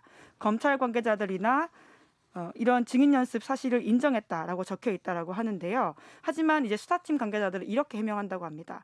답변을 바꾸라고 한 게 아니라 간단 명료하게 이야기하라고 하거나 없는 얘기 보태지 말라고 했지 우리가 조작한 게 아니다라는 취지의 해명을 하고 있다고 합니다. 해명했습니다. 연습은 했는데 그 증언 내용을 조작하지는 않았다. 이렇게 지금 얘기하고 그런 있는. 취지의 주장을 지금 검찰 당시 수사팀들이 하고 있다라고 하는 거고요. 그리고 지금 이제 H씨 같은 경우는 다른 이야기를 하고 있습니다. 증인이 돈을 줬다고 했다가 안 줬다고 바꿨어요. 그러자마자 검사들이 이 증인을 조사합니다. 위증으로.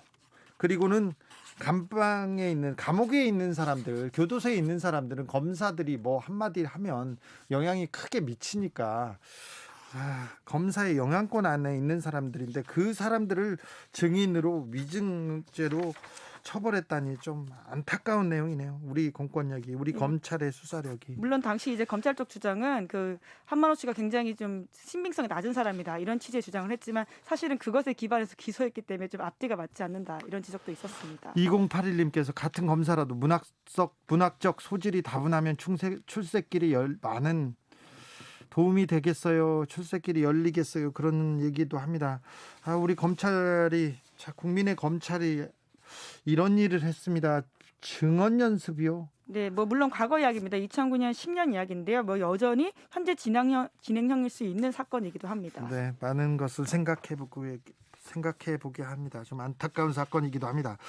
자, 마지막으로 만나볼 뉴스는 어떤 뉴스입니까? 네, 오늘 오후 배군규 전 장관에 대한 영장 실질심사가 아직 진행 중입니다. 오늘 밤늦게 아니면 내일 새벽에 결과가 나오겠네요? 네, 했고요. 아직 열리고 있는데요. 3시간 넘게 지금 서로 다투고 있다라고 합니다. 이렇게 치열하게 공방한다는 자체가 굉장히 서로 이야기가 많이 오고 간다라고 보이기 때문에 백 전 장관에 대한 혐의는 어떤 내용입니까? 네, 직권남용 권리행사 방해 그리고 업무 방해인데요. 검찰은 백 전 장관이 월성원전 경제성 평가에 하는데 개입했다 이렇게 주장하고 있고요. 백 전 장관은 전면 부인하고 있습니다. 적법한 절차를 거쳤고 그리고는 정책 결정 사항이다 이렇게 보고 있습니다. 직권남용으로 요새 계속 무죄가 나오는데 직권남용 권리행사 방해 그리고 업무 방해로 지금 구속영장을 청구했는데요. 이 영장이 발부되느냐 기각되느냐에 따라서 검찰 수사 방향 크게 달라질 겁니다. 네, 그럴 것으로 보입니다. 왜냐하면 영장이 나올 경우에는 수사 향배가 청와대까지 향해 갈 수 있고요. 기각이 될 경우에는 무리한 영장 청구였다. 이런 비판과 함께 수사의 동력을 잃을 수 있다는 분석이 나오고 있습니다. 네, 그렇습니다. 자료 삭제건으로 기소된 산업부 공무원 재판은 어떻게 진행되고 있습니까? 네, 세 사람에 대한 첫 공판은 다음 달 9일에 열리는데요. 원래 지난달에 열릴 예정이었는데 검찰이 기일 변경을 신청해서 밀렸다라고 하고요. 뿐만 아니라 이거 관련해서도 자료 삭제와 관련해서도 백 전 장관이 개입했다라고 하는 것이 검찰 쪽 주장인데요. 백 전 장관은 이를 부인하고 있습니다. 노후된 원전의 수명이 다 됐는데 수명을 연장할 수 있는지 없는지에 대한 보고서 그리고 경제성 보고서 여러 보고서 중에 한 보고서 부분이 사라졌습니다. 자료 삭제건으로 기소되고 산업부 공무원은 구속되기도 했습니다. 이것을 장관이 시켰는지 아닌지 이걸 지금 따져보겠다는 거죠? 네, 그런 상황이고요. 네. 결과는 아마 내일 정도 돼야지 알 수 있을 것 같습니다. 네, 검찰 수사 방향이 어디를 향하는지 좀 자세히 좀 살펴보겠습니다. 기자들의 수다 지금까지 시사인 김은지 기자와 함께했습니다. 감사합니다. 네, 감사합니다. 7797님이 주진우님 반갑습니다. 처음에는 답답했는데요. 지금 완전 편안합니다. 얘기하는데 답답했다. 네, 많이 부족했죠. 지금도 많이 답답합니다. 죄송합니다. 네. 더 열심히 하겠습니다. 0835님께서 힘없는 국민이 어디에 등을 기대야 하나요? 그렇죠. 자, 우리끼리 기대자고요. 자, 주진우 라이브 기대십시오. 궁금한 게 있으면, 답답한 게 있으면 이쪽으로 기대십시오. 제가 열심히 풀어보겠습니다. 열심히 달리겠습니다. 8517님이 동네 호프집에서 반년 만에 친구를 만났어요. 2시간 남짓 있었는데 9시까지 저희 둘뿐이어서 상인들의 고통을 실감했습니다. 미안해서 두 번째 안주는 제일 비싼 과일 안주로 시켰는데 과일이 다 준비가 안 돼서 죄송하다고만 하더라고요. 제가 더 미안했어요. 참. 빨리 친구들도 만나고 빨리 그 소상공인도 웃는 날이 왔으면 좋겠습니다. 교통정보센터 다녀올게요. 공인혜 씨. 네, 이 시각 교통정보입니다. 수도권을 중심으로 평소보다 많이 혼잡합니다. 또 상습 정체 구간엔 차들이 거의 서 있는 경우도 있어서 반드시 시간에 여유를 두고 이동하셔야겠는데요. 서울 시내 강변북로 구리 쪽 영동대교 부근 1차로에서는 추돌 사고도 났습니다. 뒤로 성산대교부터 청담대교까지 1시간 20분 정도 걸리고요. 공항 쪽 올림픽대로는 잠실대교부터 가양대교 쪽으로 1시간 반 정도 예상됩니다. 서부간선도로 양방향 정구간이 빨간색인데요. 금천 쪽 지나시는 데는 1시간 정도, 성산대교 쪽은 역시 지나는데 1시간 40분 가까이 걸리는 데다 이 정체 이전 서해안고속도로 일찍 분기점부터도 이어져 있습니다. 또 수도권 제일순환선 일산에서 판교 쪽, 일산부터 송내까지 19km 구간 교통량 꾸준하고요. 더 가서 소래터널 부근 1차로에서 추돌 사고도 처리 중이라 뒤쪽으로 혼잡합니다. 이 밖에 경부고속도로 서울 쪽 안성 휴게소 부근 5차로와 중부 내륙고속도로 대구 방향 달성 부근 1차로도 각각 추돌 사고로 차단되면서 뒤쪽으로 여파받고 있습니다. KBS 교통정보센터였습니다.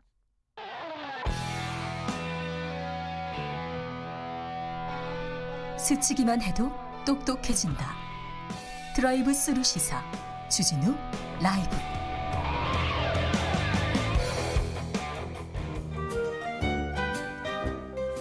민생이 먼저다. 함께 잘 먹고 잘 사는 법 찾아보겠습니다. 민생과 통하였느냐. 생생민생 통. 안전하 선왕 민생생각 안진걸 민생경제연구소장 어서 오세요. 네, 안녕하십니까. 네. 주말에는 좀 쉬십니까? 아니요, 주말에도 바빴습니다. 뭐 하고 바빴어요? 이제 주말에 준비를 해서 오늘 하고 온 일이 있는데요. 네? 먼저 아침에 삼성생명 안보험 환자분들 아직도 거기 농성한 지 1년이고 이제 설이잖아요. 곧 네. 설명절 앞두고 훈훈한 소식 좀 들려달라고 호소하고 왔습니다. 네, 안보험금 지급하고 그분들 네. 집에 가게 해주셔야죠. 네. 두 번째 설을 지금 삼성생명 본관에서 맞이하는데요. 거기 갔다 왔고 그다음에 이제 거기 갔다 온 다음에 뭐 주말에 화제가 된 뉴스가 있죠. 나경원 전 의원 따님 성적이 10건이 급상승해가지고 문제가 됐는데 네. 그것이 다 무혐의 처리했거든요. 검찰이. 네, 무혐의 처리됐습니다. 저희는 이제 주진우 라이브에서 제발 공개적인 토론 한번 하자 그 문제로 하는데 이제 토론 안 해주시는데 그분에 대해서 저희가 이제 저희들이 고발이 돼 있으니까 네. 항고장하고 항고 이유서를 오늘 검찰에 또 제출했고요. 네. 아니 검찰에서 판단을 해서 이거는 죄가 안 된다 이렇게 했는데 왜 다시 했습니까?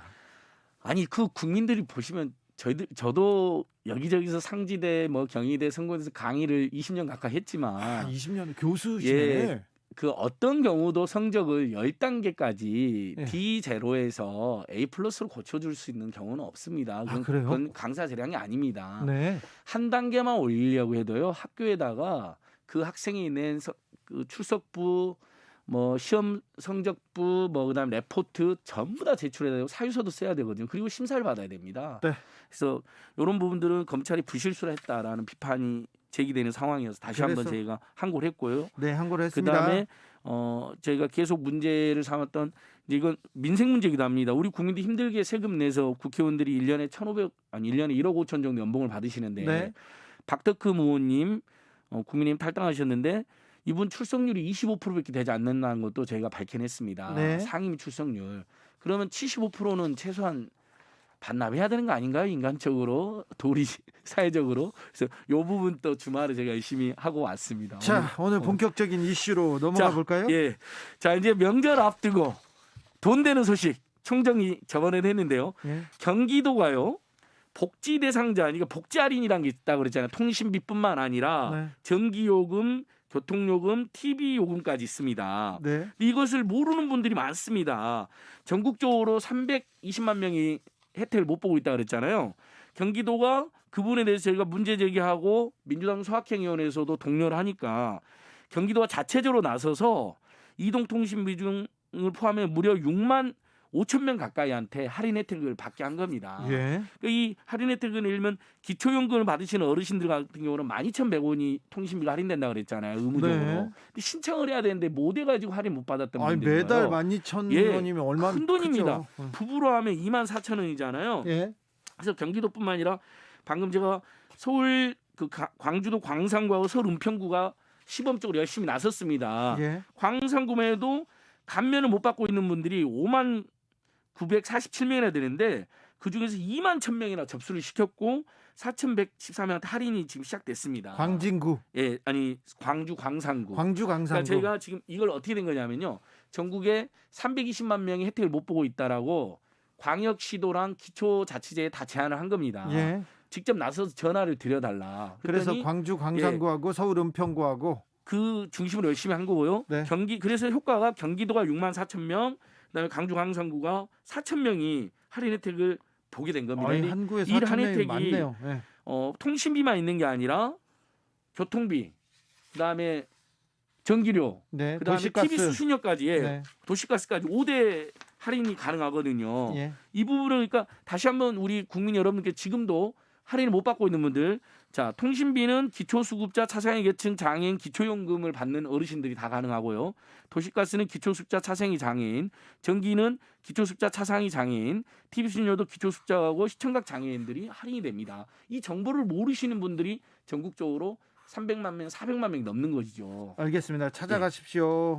예, 그래서 2월달, 3월달에 자동차세 내면 7.53% 할인받는 거, 통합시 내면, 네. 그다음에 어카운트 인포 깔면 신용카드 포인트하고 휴면여금, 휴면보험금, 소액 계좌까지 모두 현금화 가능하다는 거. 이것과 함께 저희가 이렇게 설날 앞두고 돈이 되고 힘이 되는 정보 다시 한번 강조해봤습니다. 생생밀생 통입니다. 다음 기사는 이것도 아주 미담인데요. 네. 저번에 주진우 라이브 들어보니까 순창여고 학생들의 미담이 화제가 됐잖아요. 그렇죠. 우리 주진우 기자님 아주 그냥 너무 훈훈하시던데. 사랑해, 축하해. 네. 대한민국은 오면이 바다다, 네. 삼면이 바다가 아니라 동해, 남해, 서해 말고 선배님들 사랑해, 졸업 축하해. 예. 그런 것처럼 대전여고 학생들도 엄청난 화제가 됐습니다. 네. 대전여고 학생들이 사회수업을 하면서 함께 사는 사회를 그럼 우리가 실천해보자 해서 지금 유튜브에는 나올 텐데요. 학생들 5명이서 택배기사님들 과로사를 예방하고 기사님들 응원하는 달력을 만든 거예요. 설렘을 주셔서 늘 고맙습니다. 설렘을 주셔서 늘 고맙습니다. 네. 그러니까 그 택배를 받는 행위를 그렇죠. 설렘을 받는 것으로 해서 그랬고요. 늦어도 괜찮아. 네. 뭐 이런 그다음에 뭐 저희들 활동하는 것까지 다 담아놨습니다. 네. 그래서 이게 100개를 만들었는데 네. 택배사님들의 수고를 고마워하는 그림도 그리고요. 마음이 너무 예쁘네요. 예, 엽서도 이렇게 했고 스티커도 만들고 네. 그랬는데 이제 이게 뉴스가 나온 겁니다. 뭐 대전 KBS라든지 오마이뉴스 네. 나온 거. 그걸 보고 정세균 국무총리가 나서가지고 네. 페이스북에 너무 고맙고 대견하다. 진짜 예쁘네요. 대전여고 정부가, 학생들. 설 명절 앞두고 기사님들 과로사 근절을 위해서 더 적극적으로 나서겠다. 이렇게 나비 효과가 일어난 겁니다. 그렇죠. 그러니까 또 정세균 총리 페이스북을 보고 여러 언론에서 또 그 대전여고 학생들의 예쁜 마음이 아름다운 마음이 택배기사님들이 큰 응원이 되고 국민들을 훈훈하게 해줬다 기사가 나간 겁니다. 그러니까 이제 저희 민생경제연구소하고 택배 노동자를 응원하는 시민의 모임이 있거든요. 네. 이거 학생들이 돈이 없으니까 100부밖에 못 만들었잖아요. 네. 제가 10,000부 정도를 찍어서 네. 택배기사님들 그다음에 택배와 관련된 뭐 정부 정책 담당자들 국회의원들한테 10,000부 정도를 다 일제히 기부하려고 합니다. 아, 네. 이렇게 이제 나비 효과로 일파만파가 일어나고 있다. 대전여고 학생들의 정말 예쁜 마음이 대단했습니다. 네, 나비 효과를 만들어서 많은 혹시 택배 노동자들한테 좀 더 자세한 이제 사연 그 아름다운 감동은 대전여고만 쳐도 기사가 쭉 나옵니다. 알겠습니다. 그러니까 우리 순창여중 학생들, 대전여고 학생들 정말 대단하고 좋았습니다. 네. 예. 한블리님께서 어머 기특해라. 정말 기특하죠. 예. 무죄다님은 아이들을 본받아야 해요. 그렇습니다. 본받겠습니다. 아이고 존경합니다. 너무 아름다운 일 했어요. 그러니까 이렇게 마지막에 늦어도 괜찮아 택배기사님 감사합니다. 이렇게 네. 써놓으셨더라고요. 정말 고맙습니다. 설렘을 배달해 주셔서 감사합니다. 네, 참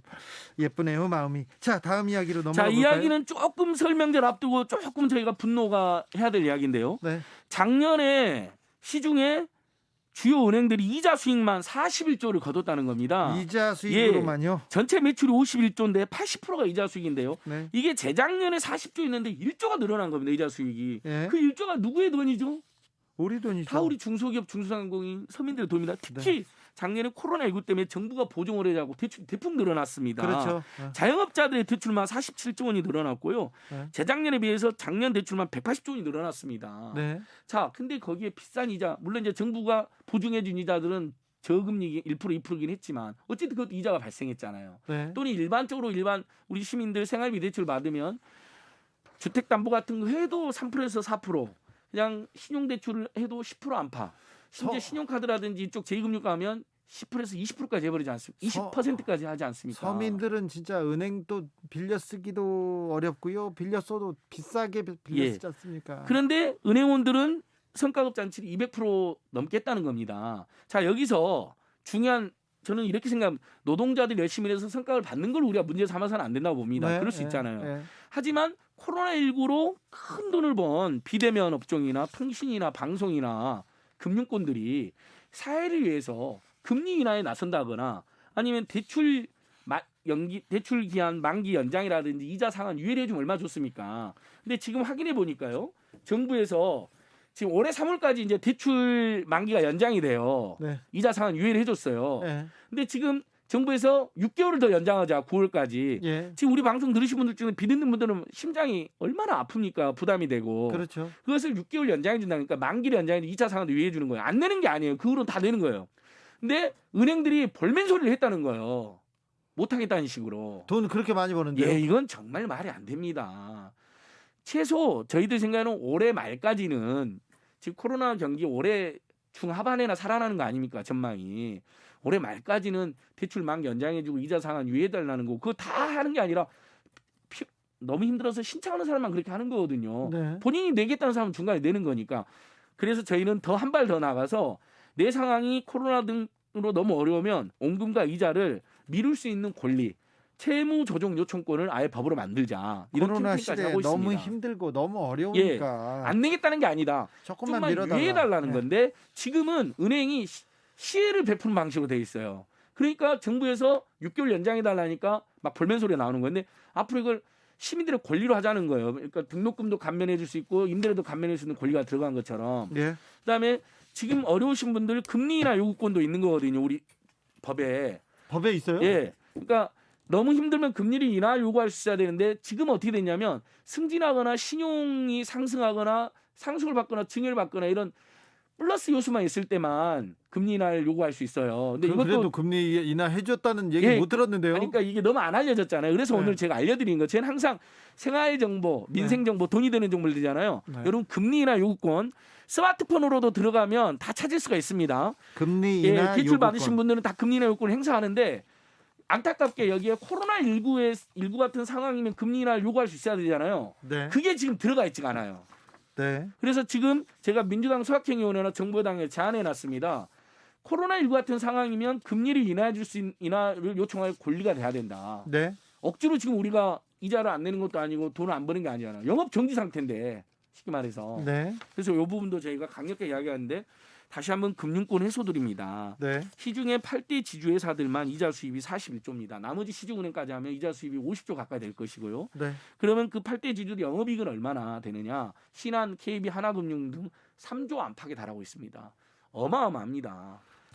우리 국민들, 특히 어려운 서민들, 중산층, 중소기업들, 이번에 중소상공인들 빌린 분들 금리 좀 대출 만기 연장하고 이자 상환 유예뿐만 아니라 금리도 좀 인하해 주십시오. 2095님께서 오늘 만기 연장하러 갔는데요.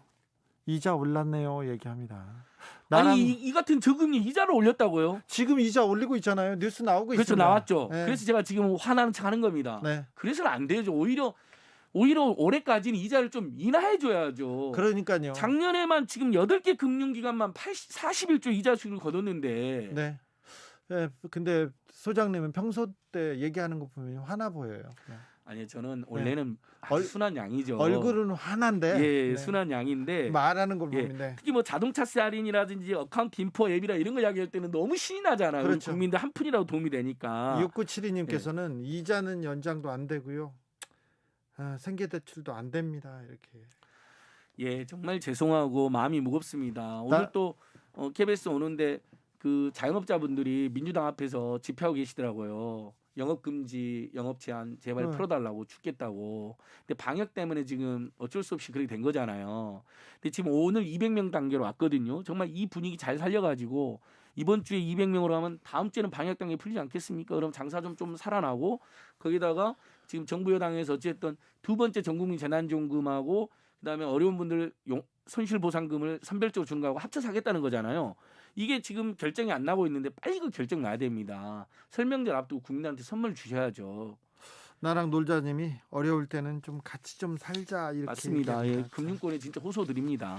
네, 마지막으로 소장님 설인데 예. 마지막으로 인사. 예, 저는 이제 설 명절 새해 복 많이 받으셔야 되는데 마음들이 무거우시잖아요. 저는 다시 한번 마지막으로 할인될 수 있도록 2월달, 3월달에 자동차세 한꺼번에 내면 7.53%나 할인 받는다. 100만 원 기준 75,300원이면 세뱃돈이 75,300원 생기고요. 어카운트 인포 앱만 깔면 신용카드 포인트 현금화, 휴면여금 현금화, 휴면보험금 현금화, 소액계좌 흩어져 있는 거 다 현금화된다. 네. 그다음에 내일 통신사 114로 전화해서 내가 요금 할인 25% 대상이냐 아니냐 선택약 요금 할인 대상 지금 1,200만 명이 못 받고 있는데 전화하셔서 물어보면 바로 알려줍니다. 대상인지 아닌지. 어디에 전화하라고요? 통신사 114. 네. 자기 통신사 그냥 114로 전화해서 알겠습니다.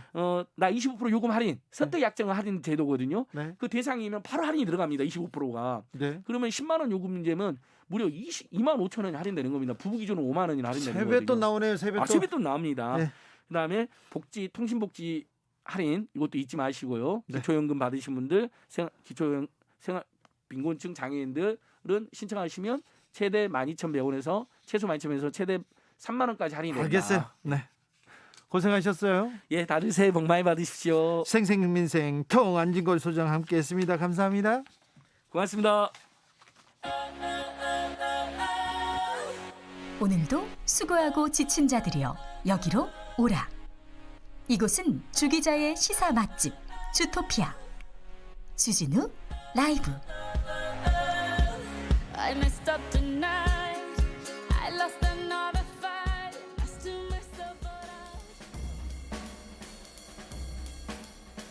느낌 가는 대로 그냥 고른 뉴스 여의도 주필. 공깃밥 1,500원 운동 동참해 주세요. 호소 왜 뉴시스 기사입니다.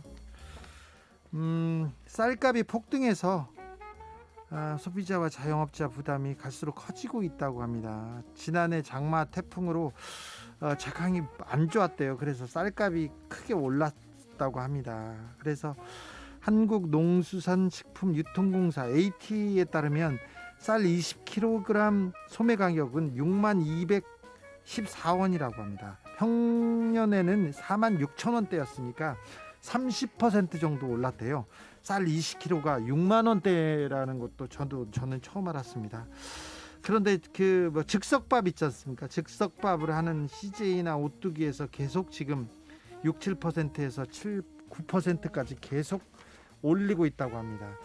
회원수 65만 명인 자영업자 카페가 있는데요. 아프니까 사장이다라는 이름의 카페입니다. 여기서 매장에서 공깃밥 1,500원 받기 운동에 동참해달라고 하면서 호소했습니다. 쌀 200g을 공깃밥 200g을 만드는데 쌀 100g 가격이 300원 정도 하고요. 용기가 100원 정도에서 최소 400원 정도 비용이 드는데 여기에 배달앱, 카드 수수료 하면 너무 많이 밥값이 안 남는다고 합니다. 그래서 실제 밥 한 공기의 원가가 850원 정도에 파는 셈이라고 이렇게 하는데 어떤 분은 20년 전에도 공깃밥은 1,000원이었는데 이제는 올려야 하지 않나요? 이렇게 얘기를 합니다. 그런데 쌀값에 대해서 공깃밥에 대해서 굉장히 민감하셔가지고 댓글을 보니까 쌀값 내려가면 공깃밥 가격 내릴 거니? 이렇게 물어보고 쌀값 폭락했을 때도 1,000원이었잖아 이렇게 얘기하는데 밥값 이거 공깃밥값 굉장히 민감한 것 같습니다. 20년 동안 그대로였는데 계속 지금 식당 소상공인들이 너무 어려워서 공깃밥 가격을 좀 올려주세요 이런 호소가 잇따르고 있다고 합니다. 건설 일용직 임금 1억 2천만 원 상습 체불한 업자 구속. 뉴스원 기사입니다. 건설 일용 근로자들의 임금을 10년 동안 1억 2천만 원 정도 상습 체불한 건설업자가 구속됐습니다. 이런 분들 구속 잘 안 됐거든요. 그런데 이분이 일용 근로자 14명의 임금을 상습 체불했다고 합니다. 근로기준법 위반으로 모두 11건의 전과가 있었고요. 아직도 피해 근로자들한테 돈을 주지 않아서 죄질이 매우 나쁘다면서 구속까지 이르게 됐습니다. 설 명절 앞두고, 추석 명절 앞두고 이렇게 고의 상습 체불하는 사업주가 그렇게 많다고 합니다. 집중 지도의 일환으로 구속했다고 하는데, 임금은 근로자들에게 주는 생계 수단이지 않습니까? 그런데 생계를 위협하는 일은 정말 반사회적 범죄입니다. 정말 댓글이 많이 달렸더라고요. 이 기사에 체불임금 모두 변제하고 건설업도 못하게 해야 됩니다 하면서 너무 잘한 판결입니다. 저런 사기꾼은 반드시 처벌해야 돼요. 그런데 지금껏 처벌이 안 됐거든요. 얘기합니다. 죽도록 일시키고 금요일은 안 주는 아주 나쁜 사업자들 너무 많습니다. 이렇게 얘기하는데, 이번 설에는 조금 일한 만큼 달라는 거 아니지 않습니까? 일한 대로 줘야죠. 이런 분들 정말 나빠요. 이런 사장님들 나빠요. 이번 설은 좀 편안했으면, 밀린 임금은 다 받았으면 하는 생각을 하면서 오늘 방송 마무리하겠습니다. 지금 들으시는 노래는 토이가 부른 그럴 때마다입니다. 이 노래를